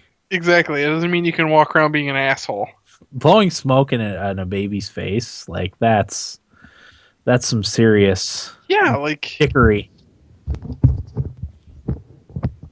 I guess I knows how to be a human being. Will. Yeah, what's up? John Chaka. Yeah, I was just about to say that. 26. Isn't that crazy? That's nuts. That's just a little bit older than me and a little bit younger than you guys. What? The Coyotes hired promoted a general manager who's 26. Really? Yeah, he's a stats guy. We're gonna start seeing more of that. I'm telling you. I imagine though he's like walks into work with his head down, eats lunch by himself. You know, like I'm sure people despise him. Oh yeah. Well, the old hockey guys in the building are probably gonna shake him upside down to get his change out of his pockets. Exactly. Swirlies. What are you doing here, nerd? I'm the GM. Here, I got a stat for you. How many times can I flush this toilet with your head in it, nerd? Exactly. You guys know who Kyle Dude? It's the Oilers one, right? Maple Leafs. Maple Leafs. Oh. He's also really young, and Greg Wyshynski said something like, Chaka and Dubas could be the first people to ever do a trade over Xbox Live. Or something That's like right. That. I thought that was hilarious. while trading Pokemon cards. It was something like that. Okay. Shall we? Yeah. I guess. All right, let's go. Here we go. Yeah, 5, we gotta get some Overwatch in. Fiona. 3, 2, 1. Welcome back, everybody. Episode 250 of the Thumbstick Athletes podcast. We are now in what we played. Let's talk about Overwatch, shall we? Right. I really want to talk about Overwatch. I've been wanting to play it forever. I finally got a chance. But I'm going to start with Corey. I want to hear Corey's thoughts on Overwatch first. Get his dumb thoughts out of the way. Yeah, I actually watched most of Corey's Twitch stream of Corey's first try. Corey's first time. Corey's first time at Overwatch. So I'd be interested to hear Corey's thoughts on Overwatch. I thought it was fine. Mm-hmm. It's hard for me to judge. I like to give games the benefit of the doubt and give them their fair shake, which I do not feel like I did with Overwatch yet, considering I've only played 2 matches in some skirmish stuff. So take everything I say with a grain of salt. I think it's fine. It's fine as a shooter. It reminds me a lot of Team Fortress, a game I didn't care for, because it just felt like a very well-designed competitive shooter. And if there's one thing you know about me, it's how little I like competitive shooters. My favorite shooters of the last few years were BioShock Infinite and the Metro games. Yeah. Beyond that, sprinkling a little Borderlands here and there, but none of that is competitive. I would say Borderlands is not really competitive. Exactly. I have very little interest in the Battlefields, very little interest in the Call of Duties. I'll play Halo, but a lot of that just comes from the fact that we played the shit out of the first Halo, and it's just kind of ingrained in my DNA. But even like, it didn't grab me, because I would say the same thing about MOBAs before Heroes of the Storm, but Heroes of the Storm grabbed me, unlike Overwatch. Yeah. And I'm not sure why. I can tell you exactly why. Let's hear it. The thing with Overwatch is you really have to find a character, at least when you're learning the game, you have to find a character that matches your playstyle. Okay. Absolutely. So you picking Widowmaker. Is there a playstyle that allows me to enter turn-based combat? No, but I'm just saying your choice of a sniper coupled with playing with a controller was probably not the best choice. But I did pretty well. You did okay. I had 11 kills in the second match. I know. I'm just saying. Well, I tried. Who did I try first, Will? I think Zenyatta. I had no fun with the Reaper. Reaper's awesome. Are you crazy? I'm not saying he's not awesome. I'm just saying I had no fun with him. It may just be a game that you didn't like, but I was kind of in the same boat as you, Corey, when I first started. Until I both learned the game a little bit and found a couple characters that I got decent with, that kind of matched my play style. That's when I really started having an awesome time with Overwatch. Yeah, okay. Yeah, like I said, I gotta play it a little bit more. I'm not giving up on it. But even presentation-wise, I found it very uninteresting. What the fuck? That's interesting to me. Wow. I thought that like the Hollywood the Hollywood level was like a cool idea. Granted, I didn't even get to play on it. I just did a skirmish on it. So before you guys attack me, remember, I only played 2 matches. Take everything I say with a grain of salt. Sure.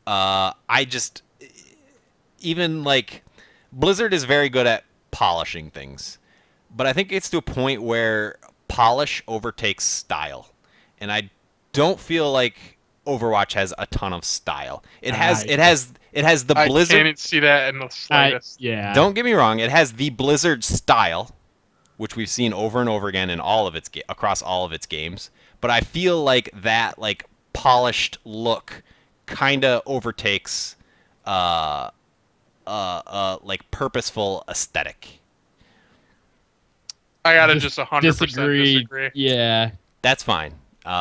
We don't have to agree on everything. So are you talking graphic style or like like art style of the game? You didn't find like the character models and all that like charming at all, and like no, what they went just did nothing for you. Nope. That's wow. Huh. It's just not your game.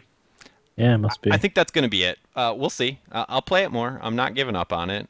Are you playing I want you tonight? to. I might.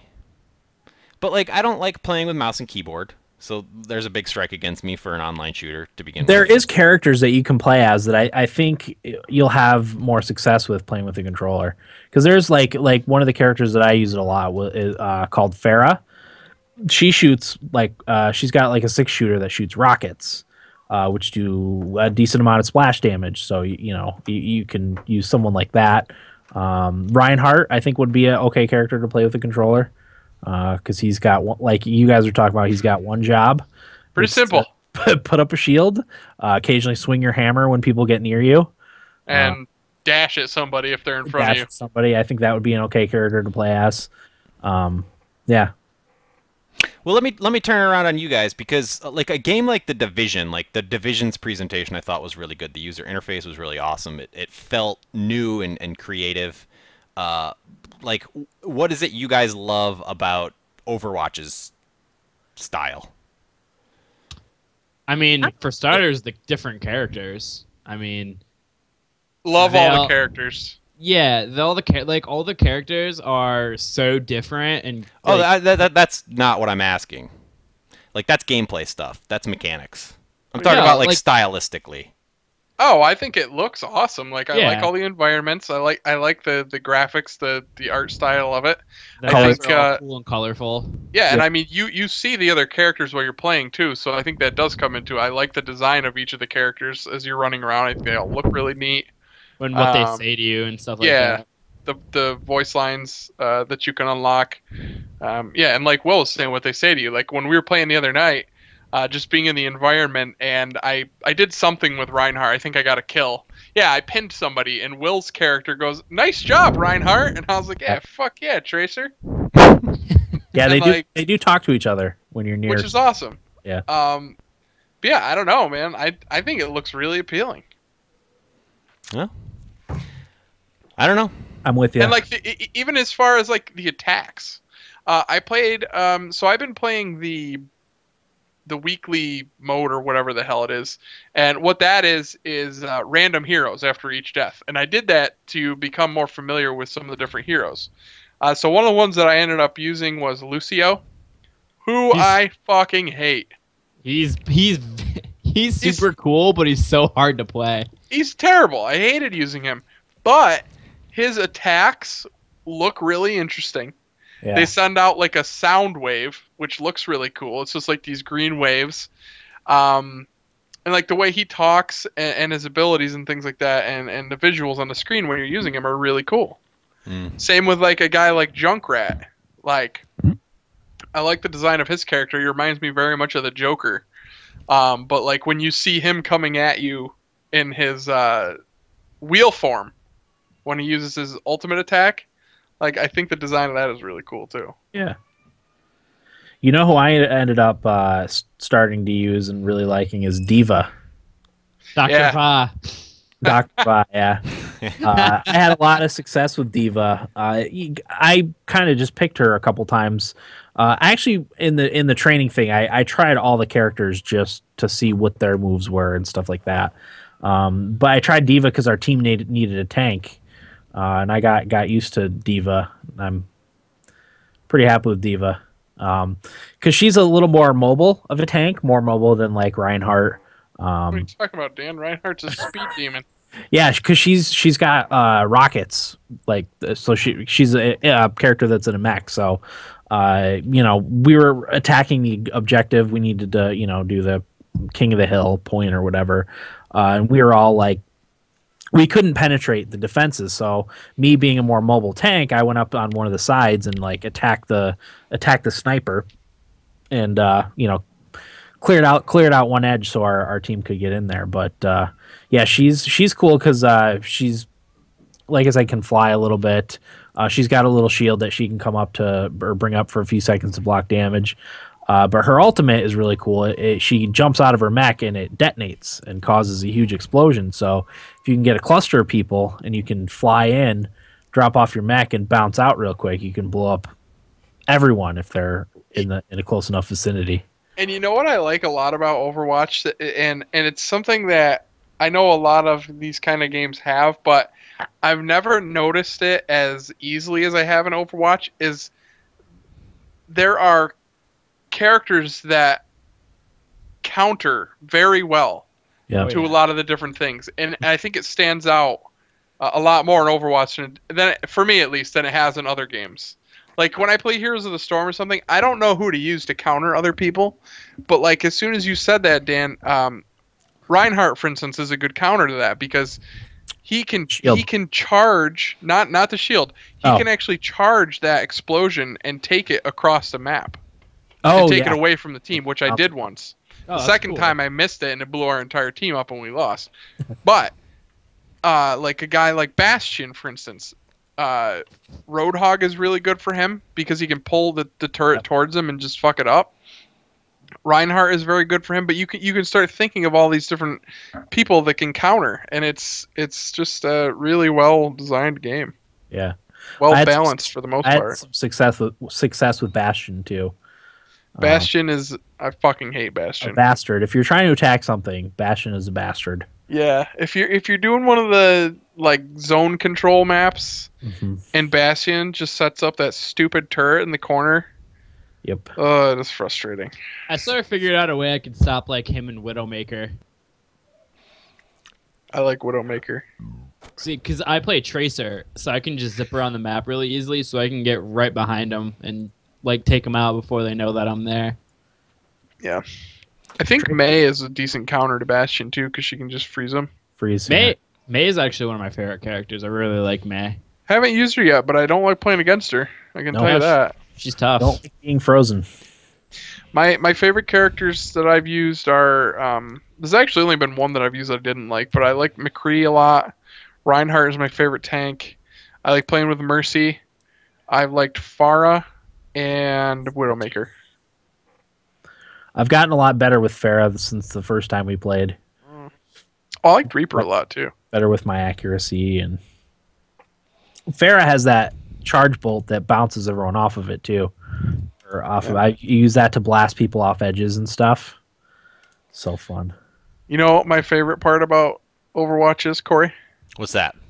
It's just like Rocket League, quick and fun. And that's what I want right now. Yeah. Nothing wrong with that.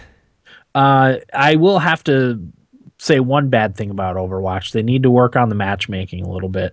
It takes Yep. a little too long a lot of times to find a match. Especially in a big group. Yeah, the bigger the group that you have, the longer it takes, which is weird. I would think if you have a group of 4 people that it only needs to find like 2 singles to pair with you. I don't know why it takes so long, but I've been. Go ahead. Go ahead. We had a full group yesterday of 5. Couldn't get in a match. That also soured my taste quite a bit. Oh yeah. Sure. I've been in the skirmish mode for like 10 minutes before I got into a match, which at least you're allowed to like fight. I'll use that time to try out a new character against other players. So that's what that's helpful for. But still, like I would rather be focused on a match, you know. But usually what I've found happens is the other team all quits out and then you just run around doing nothing. Yep. Yeah, that happened to me too. Yeah. But Corey, if that had been my first experience, I probably wouldn't have been thrilled either. Yeah, I gotta give it more time. I mean, competitive shooters are just not. I just don't like them. I just don't. No, and we knew that going in. I'm not either, but I think this is the only one I need. This is the only competitive shooter I need. Dan, Titanfall 2. You're Titanfall's biggest fan. I'm not gonna. I'm not gonna play this podcast at very least. Yeah, on this podcast at the very least. But I think this is it. Like this is all I need. I don't need to buy. I can totally see that. I need more than what Overwatch is offering for me to enjoy a competitive shooter. You know, it's like you guys, you're singing its praises in terms of gameplay and mechanics, and that's all fine. But because I don't like all that stuff, I want something else, and I don't know what else is in there. I love its simplicity too. Well, that's part of my issue is it's simple, and if you like good shooters, then great. But I don't, so like, give me something else. It's easy to play, difficult to master. Which same thing with Rocket League. Like you can jump in and play, but you're not going to be spectacular at it. But I feel like you can still have fun with it. Right. And each character has 3 or 4 abilities. You don't have like 16 things to think about, which at my age and energy level is fantastic. Yeah. I wanted to talk briefly too about the comparison to Battleborn, because it's kind of similar. Battleborn being more MOBA like, obviously, than I guess these games are hero shooters. Is that what you'd call them? Yeah. So it'd be this like one for sure. Battleborn. Battleborn's like Smite, right? That's more MOBA like. But then one of the things I like about Overwatch, as opposed to a game like Battleborn, is Battleborn being MOBA-like, it's going to have a lot more strategy, a lot more specific roles that you need to play in a team. Whereas this one, once you get your team set, then you just kind of freaking go slug it out. And another thing I like is if things are not going well, you can switch your character. Yep, mid-match, which is awesome. Yep. If you're not having any success, you can try to get a new character to try and change things up a little bit. Or if you're, the match is gone or whatever, and you want to practice as another character, you can just switch characters on the fly and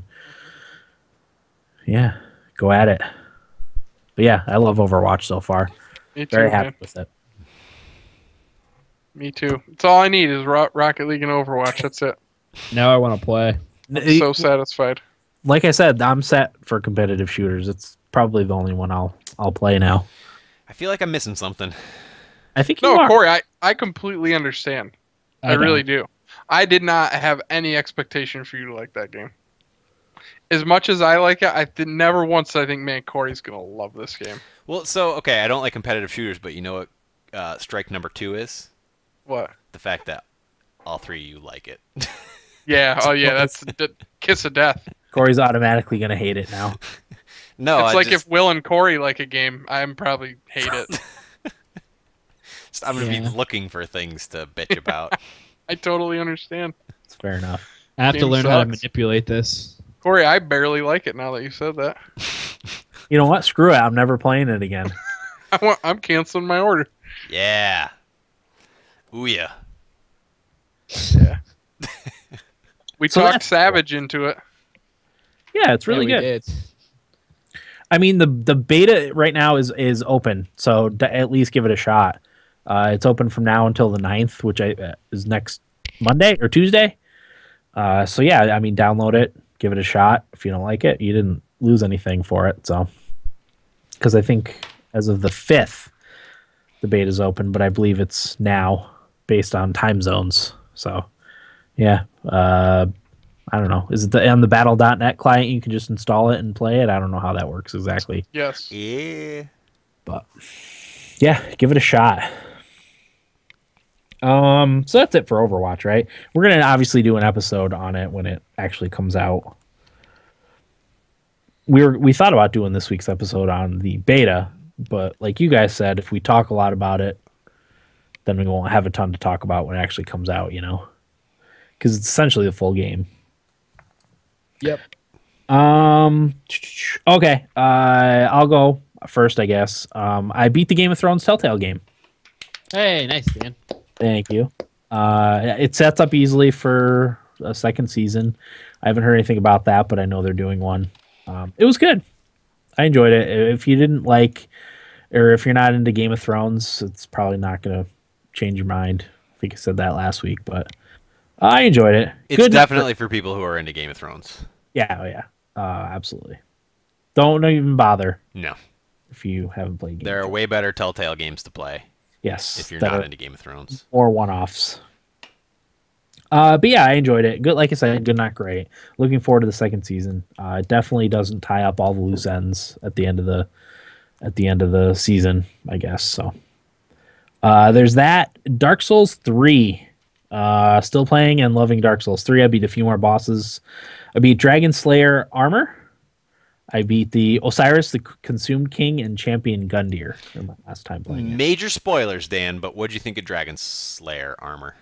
It was cool. He was a cool boss. I had a lot of online jank when I was trying to fight him.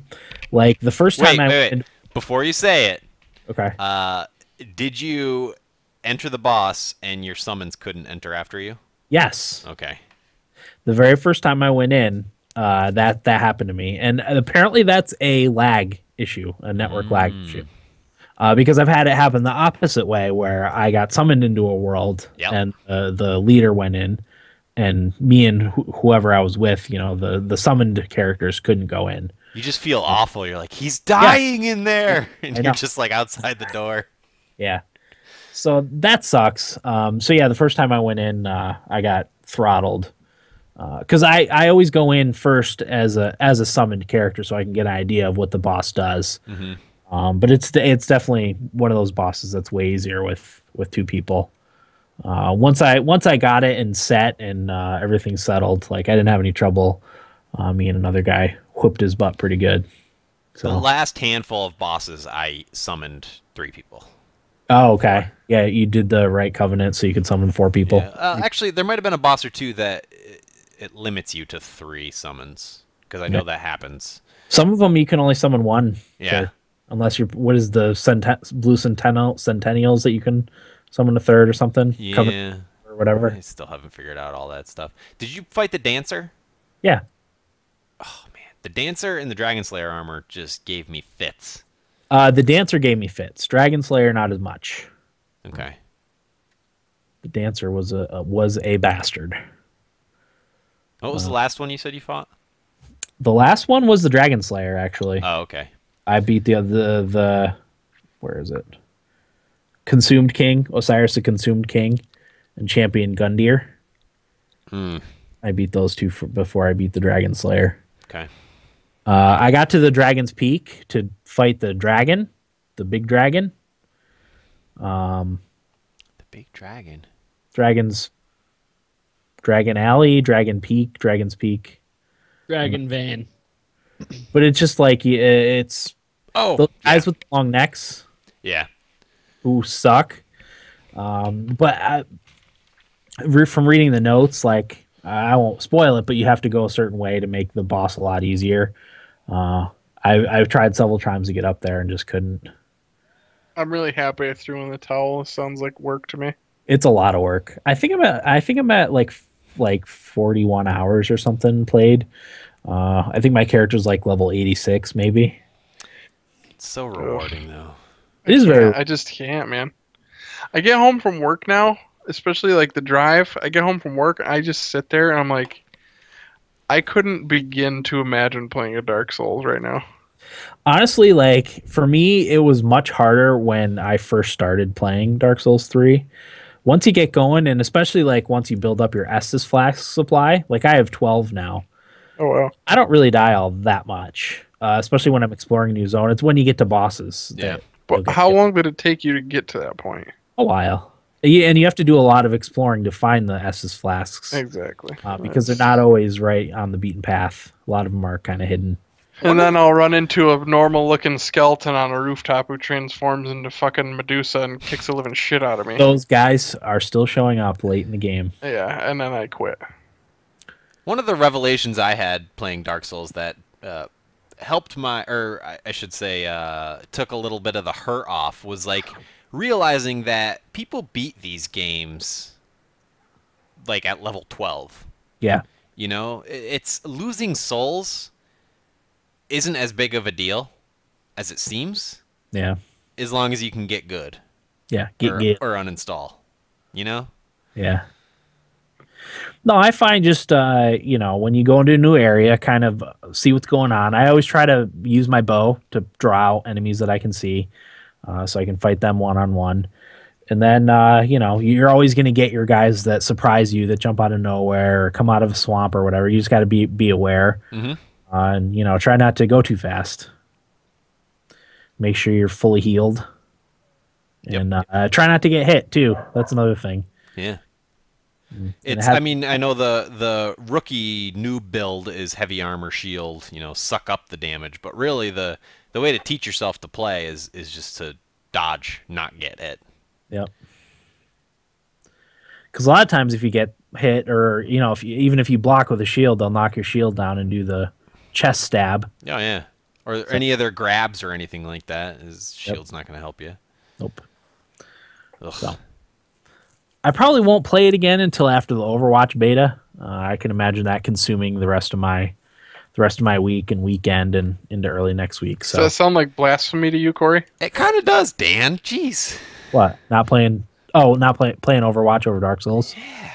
Just well, hurts. part of it is I want to play the crap out of Overwatch. But anyway, can't you just go back to playing Crusader Kings? I liked you more when that was what you played. When I just played Guild Wars 2. Yeah, let's do that. How dare you? I could very easily go down that rabbit hole. Very easily. But I'm not gonna. But that's all I played. So, what do you got, Corey? Let's hear about Disgaea. So we talked briefly about Disgaea in the past. It's I've been saying numerous times it's the game, the franchise I've been wanting to get into for a very long time and just never had the access to it. It was on Vita and like the PlayStation that I didn't have kind of thing. It just didn't line up with the platform that I had at any given time. But they did release, it was this year, right? They released the Disgaea PC port, which was universally hated when it first came out because of some technical issues and bugs and stuff like that. However, they have ironed all of those out. The game runs perfectly with a controller. I had literally zero issues with the game, technically. But I had always heard that Disgaea, even though it draws a lot from Final Fantasy Tactics, one of my favorite games of all time, it is much more of a grind. And I didn't realize how much of a grind it really was until I started playing it. And I played 5 hours of the game, and probably about 2 hours in, I started to feel the grind already. Wow. So it does the tactics thing of, there's like a hub area that you go to where you do all your shopping and leveling up and buying items and all that stuff. And then you go to the dimensional portal or whatever, and that takes you to the next story mission, which is just like a Final Fantasy Tactics style battle map. And it's, the squares where you move from square to square, you attack, or you use a special ability, same as Tactics. That's all in there. But what they want you to do is it's all about, like, maximizing your characters, like up to level 999, so that they can do 9,999 damage, like 9,999 times in a row. And that's just, I mean, like, I get it. I get why people would like it. But after I played about 5 hours of it, I felt like I had seen the whole game. And from then, it's just a grind to beat it. Wow. I could be wrong.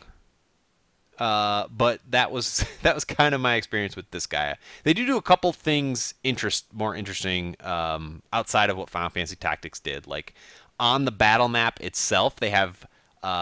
in some spots, colored tiles that are like boosters.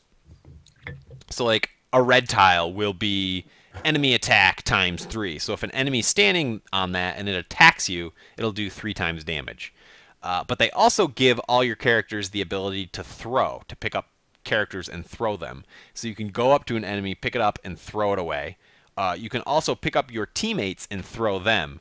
So what I like to do early on in a battle is line up my characters just so. And you can do move and attack in any order. You can attack and then move. Whereas in Tactics, you couldn't do that. Once you acted, that was the end of your turn. Mm-hmm. But in Disgaea, you can attack and then move, move and then attack.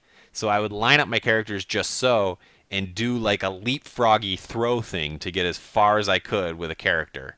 And then use that for this character to do an act that would benefit me in the battle somehow. So going back to the colored tiles, if there's a colored tile on the ground in the game, there is sometimes also I forget what it's called, like a pyramid that corresponds with that colored tile. And if you destroy that pyramid, which is somewhere on the map, it'll deal damage on that tile. Mm. And then sometimes there's multiple colored tiles, and you can do like a chain effect kind of thing. Like if an enemy's on a blue tile, you can go up and hit the blue pyramid, which will turn the blue tiles off and change other colors to other things. And if you set it up just right, you can pick up and throw pyramids and have like this weird chain effect thingy that does a bunch of damage to a bunch of enemies based on where they're standing. Which is bizarre. It sounds crazy and it's really hard to explain, and you'd actually have to play it to understand it. My brain hurts. Yeah. But it does add another like interesting layer to the tactics of the game. Nice. But it is like exactly what you'd think. Like it's just like a tactics style map, one after the other, and like enemies and special abilities and items and all that kind of stuff. And they do this thing where to level, any item you can actually level up. And you do that by doing a series of battles in the item world. So you put like an item forward and your characters will actually enter that item and go through a series of battles. And if you successfully complete all of them, I think it's like 10 or something like that, your item will level up and be a more powerful version of it. Huh. That's interesting. It's so wacky. It's such like a wacky, silly game. That I kind of liked, but was also just immediately turned off after 5 hours of it. I'm like, I don't know if I'll ever play this again, but it's interesting. Mm-hmm. Would I like it? And that's the first Disgaea. I think of anybody, Will would like it most. Okay. It seems like his kind of game, but who knows? I mean, it's just the first Disgaea. I don't know what the other ones do. I know there's 5 of them. Yeah. And this is just the first one, so I'm sure they alleviated some of that grindy feeling. But I'm glad it was $15 on Steam, I think. And I'm glad I footed the bill just to get that initial experience and be able to say, I played a little Disgaea. Okay. So, if you like tactics, definitely give it a try. If you're into that, who knows? It might click with you. So I downloaded it. You did? Okay, I'm curious. I'd like a second opinion if you get a chance. But it did take me that full 5 hours to really like figure out the game and see the grind part of it. Okay. I didn't even get that far. But I also played Hearthstone. I think it's worth talking about because everything's up crazy. It's crazy time in Hearthstone land. Things are starting to settle a little bit. I started playing... I just got annoyed with the whole Cthulhu. I think I talked about it a little bit last week, but the card that everybody gets with the Old Gods is this Cthulhu card that's a 10/10, And you can build a deck that levels up that card as you go, and then when you drop it, it does a bunch of damage depending on how much it's been leveled up along the way. I kind of got sick of dealing with all that bullshit. Fighting decks with that. Like, the Druid Cthulhu is just awful because the Druids minions have such high health that they're just a bitch to remove from the board, and you can't get through them, and they just drop like 5-10 taunts that you just can't get through, and they just level up their Cthulhu and then drop it on you, and then they laugh in your face, and it sucks. So I was trying to look for a way to get around that, so I went back to an old deck that I used to run called the Face Hunter, which is exactly that. Like, it's a hunter hero that just every minion attack is to their face to do damage to them and take them out before they can do anything. And I actually had a lot of success. I won like 6 matches in a row with that against all these bullshit decks that, like, before they had an opportunity to deploy like their strategies, they were done. Good. Screw them. That's what I say. It felt really good, like especially the Druid Cthulhu's, you know, before You they just could want even to be like, right here, buddy. Yeah. Right. Corey, you look like an old bitter Hearthstoner right now. Suck on that. Hearthstoner. Well, Yeah. Against Yeah, the exactly. newfangled Thune decks. Yeah. I think we just stumbled upon a new term. That said, I have had a lot of success with a Priest Cthulhu deck too, which basically the goal of that deck is to put out your minions and heal them long enough to get your Cthulhu out. You know, keep your minions on the board alive by healing them. Problem. What's that? You're part of the problem, Corey. Everyone's running Cthulhu, man. It's just If you can't beat them, Dan. that's where the meta's at. Aggro Shaman's another one. People are still running. That's not Cthulhu, but that's just as much a pain. But it's a fun time in Hearthstone. You know, I love coming up with my own decks and, you know, seeing how they need to build me one. How they play out. There's I don't know if I talked about this last week, but there's a really fun Warlock card called Renounce Spirit, essentially, and you have all these priest cards that are random, but they all cost 1 less, so you're constantly playing ahead of the curve every turn. Is it Renounce Darkness? It could be Renounce Darkness. That's what it is. Sounds like a card to me. It's fun. There's some fun cards for sure. Is it another class and lowers the cost of all of them by 1? I'm looking this up. I don't know, it's fun because then you just get like, you become like a priest essentially, and you have all these priest cards that are random, but they all cost 1 less, so you're constantly playing ahead of the curve every turn. Is it Renounce Darkness? It could be Renounce Darkness. That's what it is. Sounds like a card to me. It's fun.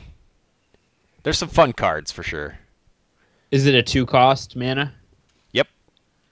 Picture of a dude on it? Yeah, picture of a dude. Yeah. Renounce Darkness. But I've been listening to a lot of the Angry Chicken podcast, and like What's that? When I'm at work. It's a Hearthstone podcast. Is it good? It's great. Maybe I'll check it out. I love it. Here's the thing, Corey, and I was thinking about this today. I like Hearthstone a lot. Yeah. I just can't get into it. I don't know why. I really don't, because it's fun. And I recognize that it's a really good game. I recognize that. I just can't get into it. And it's not that I'm intimidated, because I don't play against people with a higher skill than me. Yeah. And like I told you, I picked it back up when this new stuff came out. I'm 3-0 since then, but that's it. I played 3 games, and I was like, all right. See, that's interesting, considering you won 3 matches and then just had no desire to go again. Nope. Normally with me, it's I go 0-3, and then I'm fed up and I don't want to play anymore. Yeah, I don't know, man. Eric, do you think part of the problem is like you play it when you're at home and you would rather be playing something else than Hearthstone? Yeah, probably, yeah. Like Overwatch. See, I don't play Hearthstone at home anymore. I did play a little bit today just because I had some ideas for decks I wanted to try out before. Yeah, there's not really any place else I can play it, I guess. Yeah. I play it on the go. While you're driving? Well, I should be doing other things. While he's biking. Gotcha. paying Yeah, attention. I guess I don't really have that opportunity. Yeah. Your yourself is a little bit more needed where you are versus where I am. But I love it. Such a good time with it. I want you guys to play. I'm seriously gonna set up that tournament. I'd love to do that. That'd be fun. Yeah. I'm down. I'm not grumpy this week, so I'm in. Okay. Remember last week I had an opposite reaction. I want to get you guys and other amateurs. So if you know people who are mildly interested in Hearthstone, excuse you. You're an amateur. People. I can get 2 people. I am no amateur Hearthstoner. Will might be a little bit above amateur. I also thought about doing like a pro-am. And by pro, I mean people that play all the time. Right. Not necessarily real pros. Yeah. We might actually be able to pull that off in Rocket League. A pro-am? We have a connection now. Yeah, that'd be fun. Yeah. Thumbstick Athletes Open. We got to figure that out. I'm asking 2 people to join that are amateurs. It's I gotta look up. There's like tournament websites that help you set up a tournament and allow people to submit their decks and everything. Yeah, we ahead have of some time. feedback about one of those. Oh, we do. Yep. Oh, okay. Cool. Anything else, Corey? No. Will, you don't have anything, right? I just want to mention I played Battleborn. Not enough to give thoughts and details about it. I did like what I played, though. I will say that. I think we're gonna next week, right? We're gonna do Battleborn. Are we? I don't know if I'm gonna be on next week. What? It's Christy's first week down here. Just doesn't feel right. I mean, I can give it the old college try. Nah. Okay. You got something better, Spark? What comes out next week? Uncharted 4? Yeah. What's that? Some dumpy game. We gotta play the Banner Saga 2 at some point. It's only the best developer there is. No, we'll do Uncharted 4 week after next, right? Yeah. Steven's Sausage Roll is the second highest rated game on OpenCritic this year. I've heard good things about that game. Sausage roll? I've been itching for a puzzle game. You want me to do mine, Dan? Yeah. All right. I played Fire Emblem Revelations. Oh, you did? That's it, though. I haven't beaten it yet. As soon as I beat it, Corey, you can take my 3DS. Finally. What, I have to beat all 3 games? Good grief. I'll start with Galak Z. Had that on my system for a while. I almost purchased it a few times. And then it finally came out as a PS Plus game, which was nice. Galak Z is really cool. It's just like a really stylized, it's cel-shaded graphics, and it's kind of cartoony, which it's got a charming look to it and charming feel to it. It controls kind of strange at first. It took me a little while to get used to.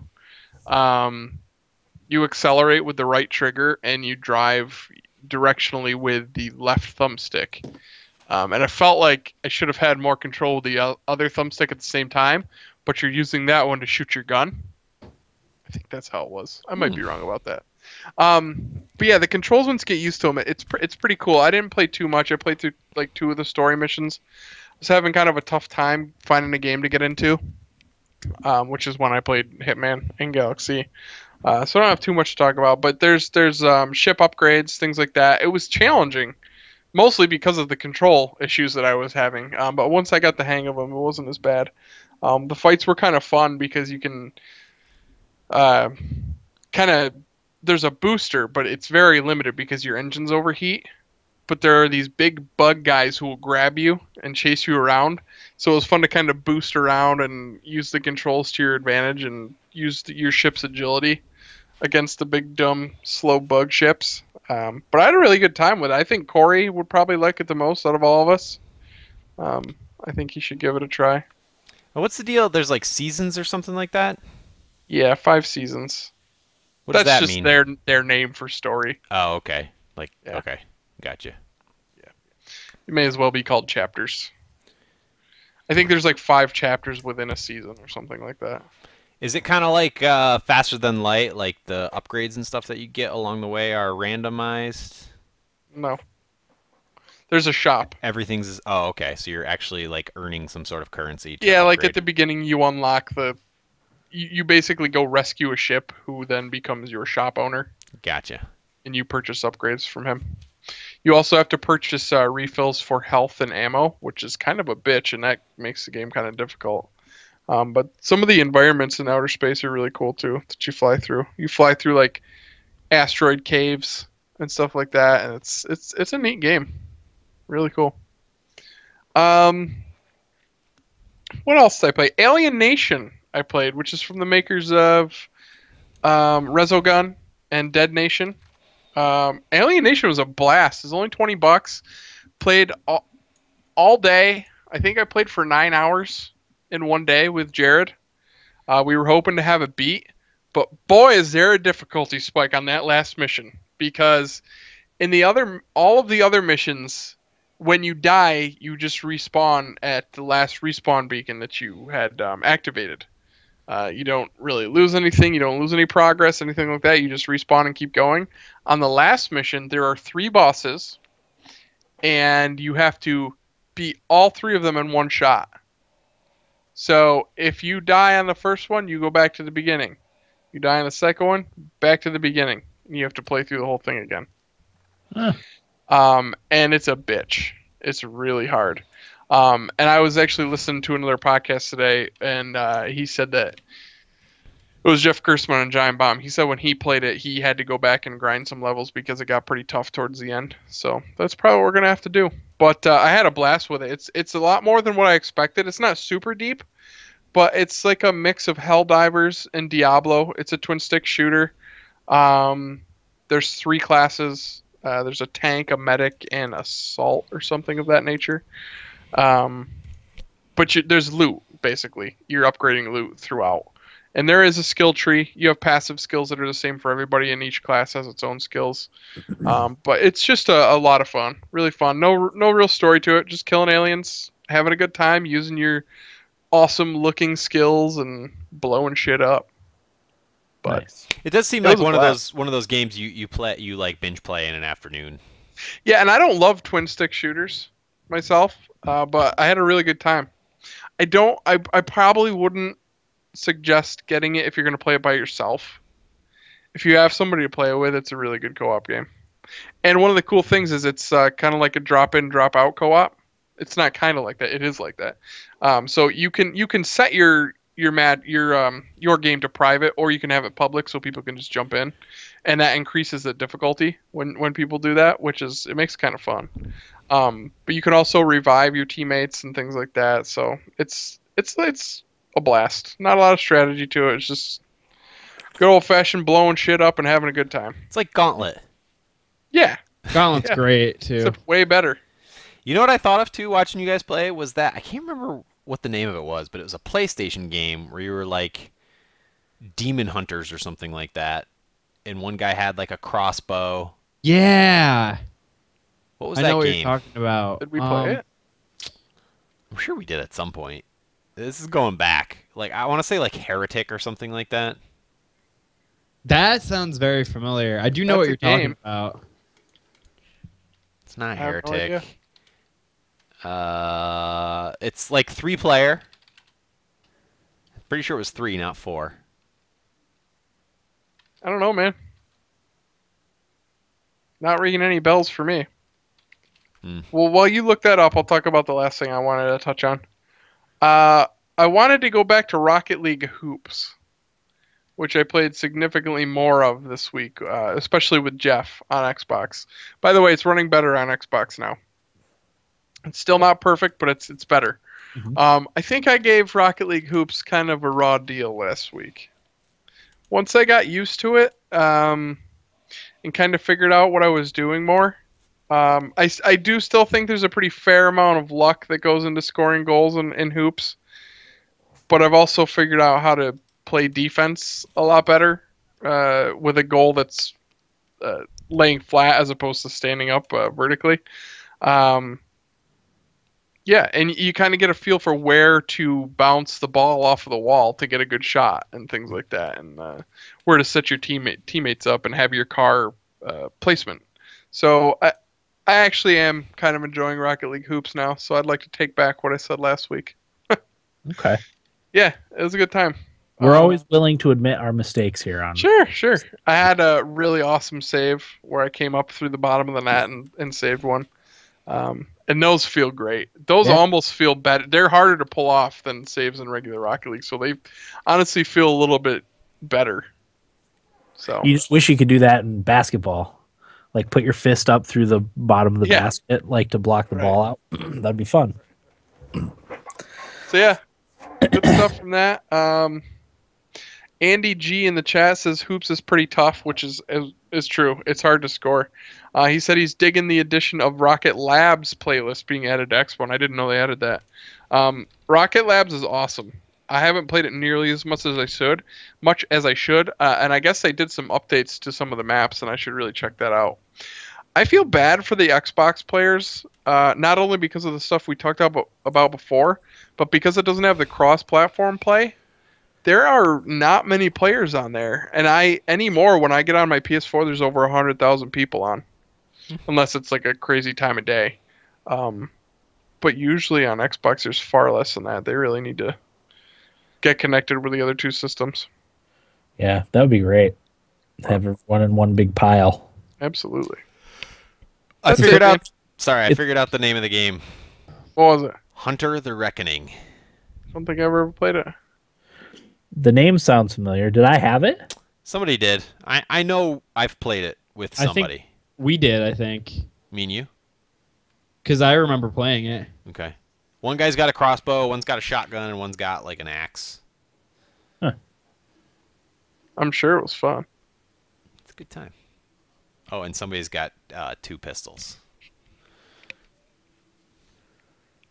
All right. Anything else, Eric? No, sir. All right, let's do feedback, shall we?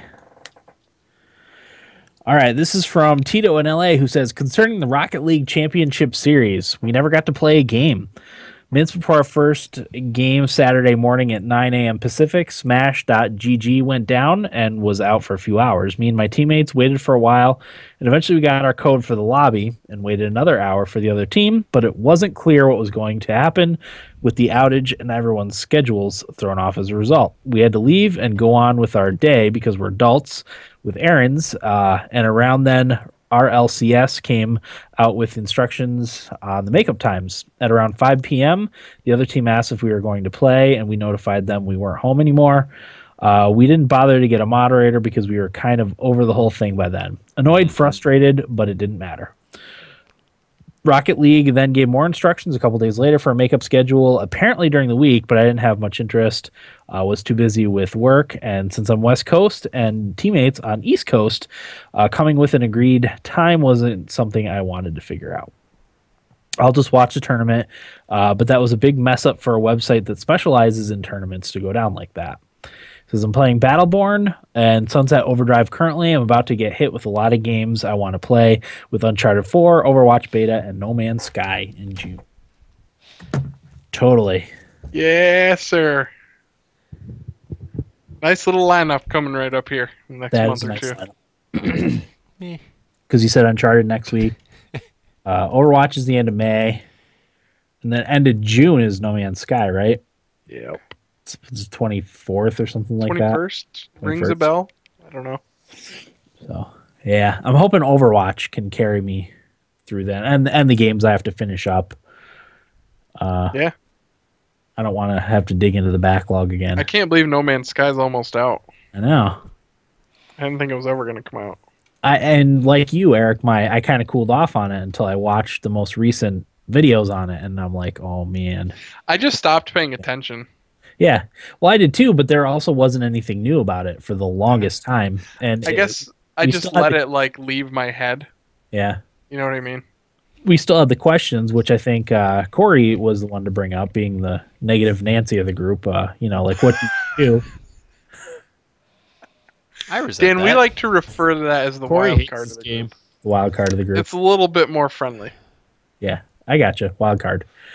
But yeah, once Sean Murray got into detail and showed some more stuff, I'm like, oh yeah, this is gonna be good. Yeah. At least I hope it is. You can put your Twitter handle on planets.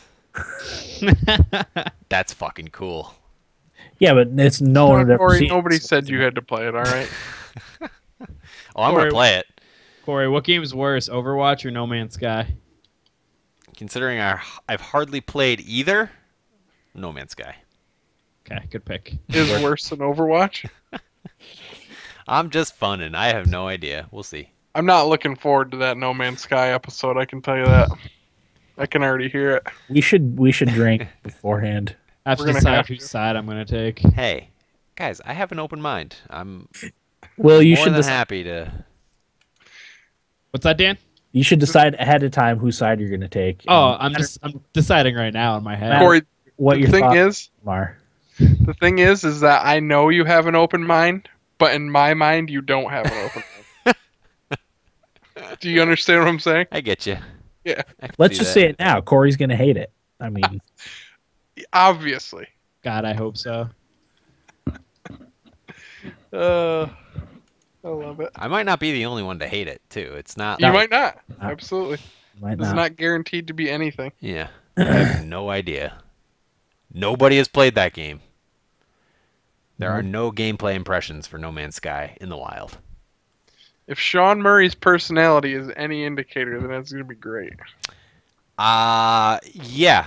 I don't know. I feel like he is a very smart, creative man who was thrust into a very unfortunate situation. Yeah, I don't think he wanted to be in that situation. Yeah, No. you're right. It's pretty obvious. And I think he came out and said it was an accident. How popular his, how big the reaction was. to that. Listen, guys, I didn't ask for this. All right, I don't want this. Well, I mean, Spotlight. the reaction was so positive that Yeah. Sony comes to him and says, "Here's $10 million.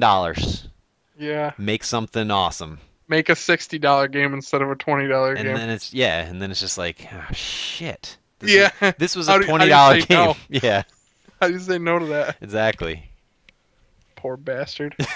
It's a tall task, and I really do hope he delivers. I mean, I'm giving him the benefit of the doubt. Sure. Yeah, okay. That's unfortunate about Tito's Rocket League experience. That really sucks. Yeah. Because I was looking forward to hearing how he did. Damn. I did want to talk about the RLCS, actually. I forgot about this. I watched some of it. I was lucky enough to catch Kronovi's team play, which is the iBuyPower team. Uh-huh. Holy shit. Unbelievable how good those guys are. The thing about those guys is there's no ground.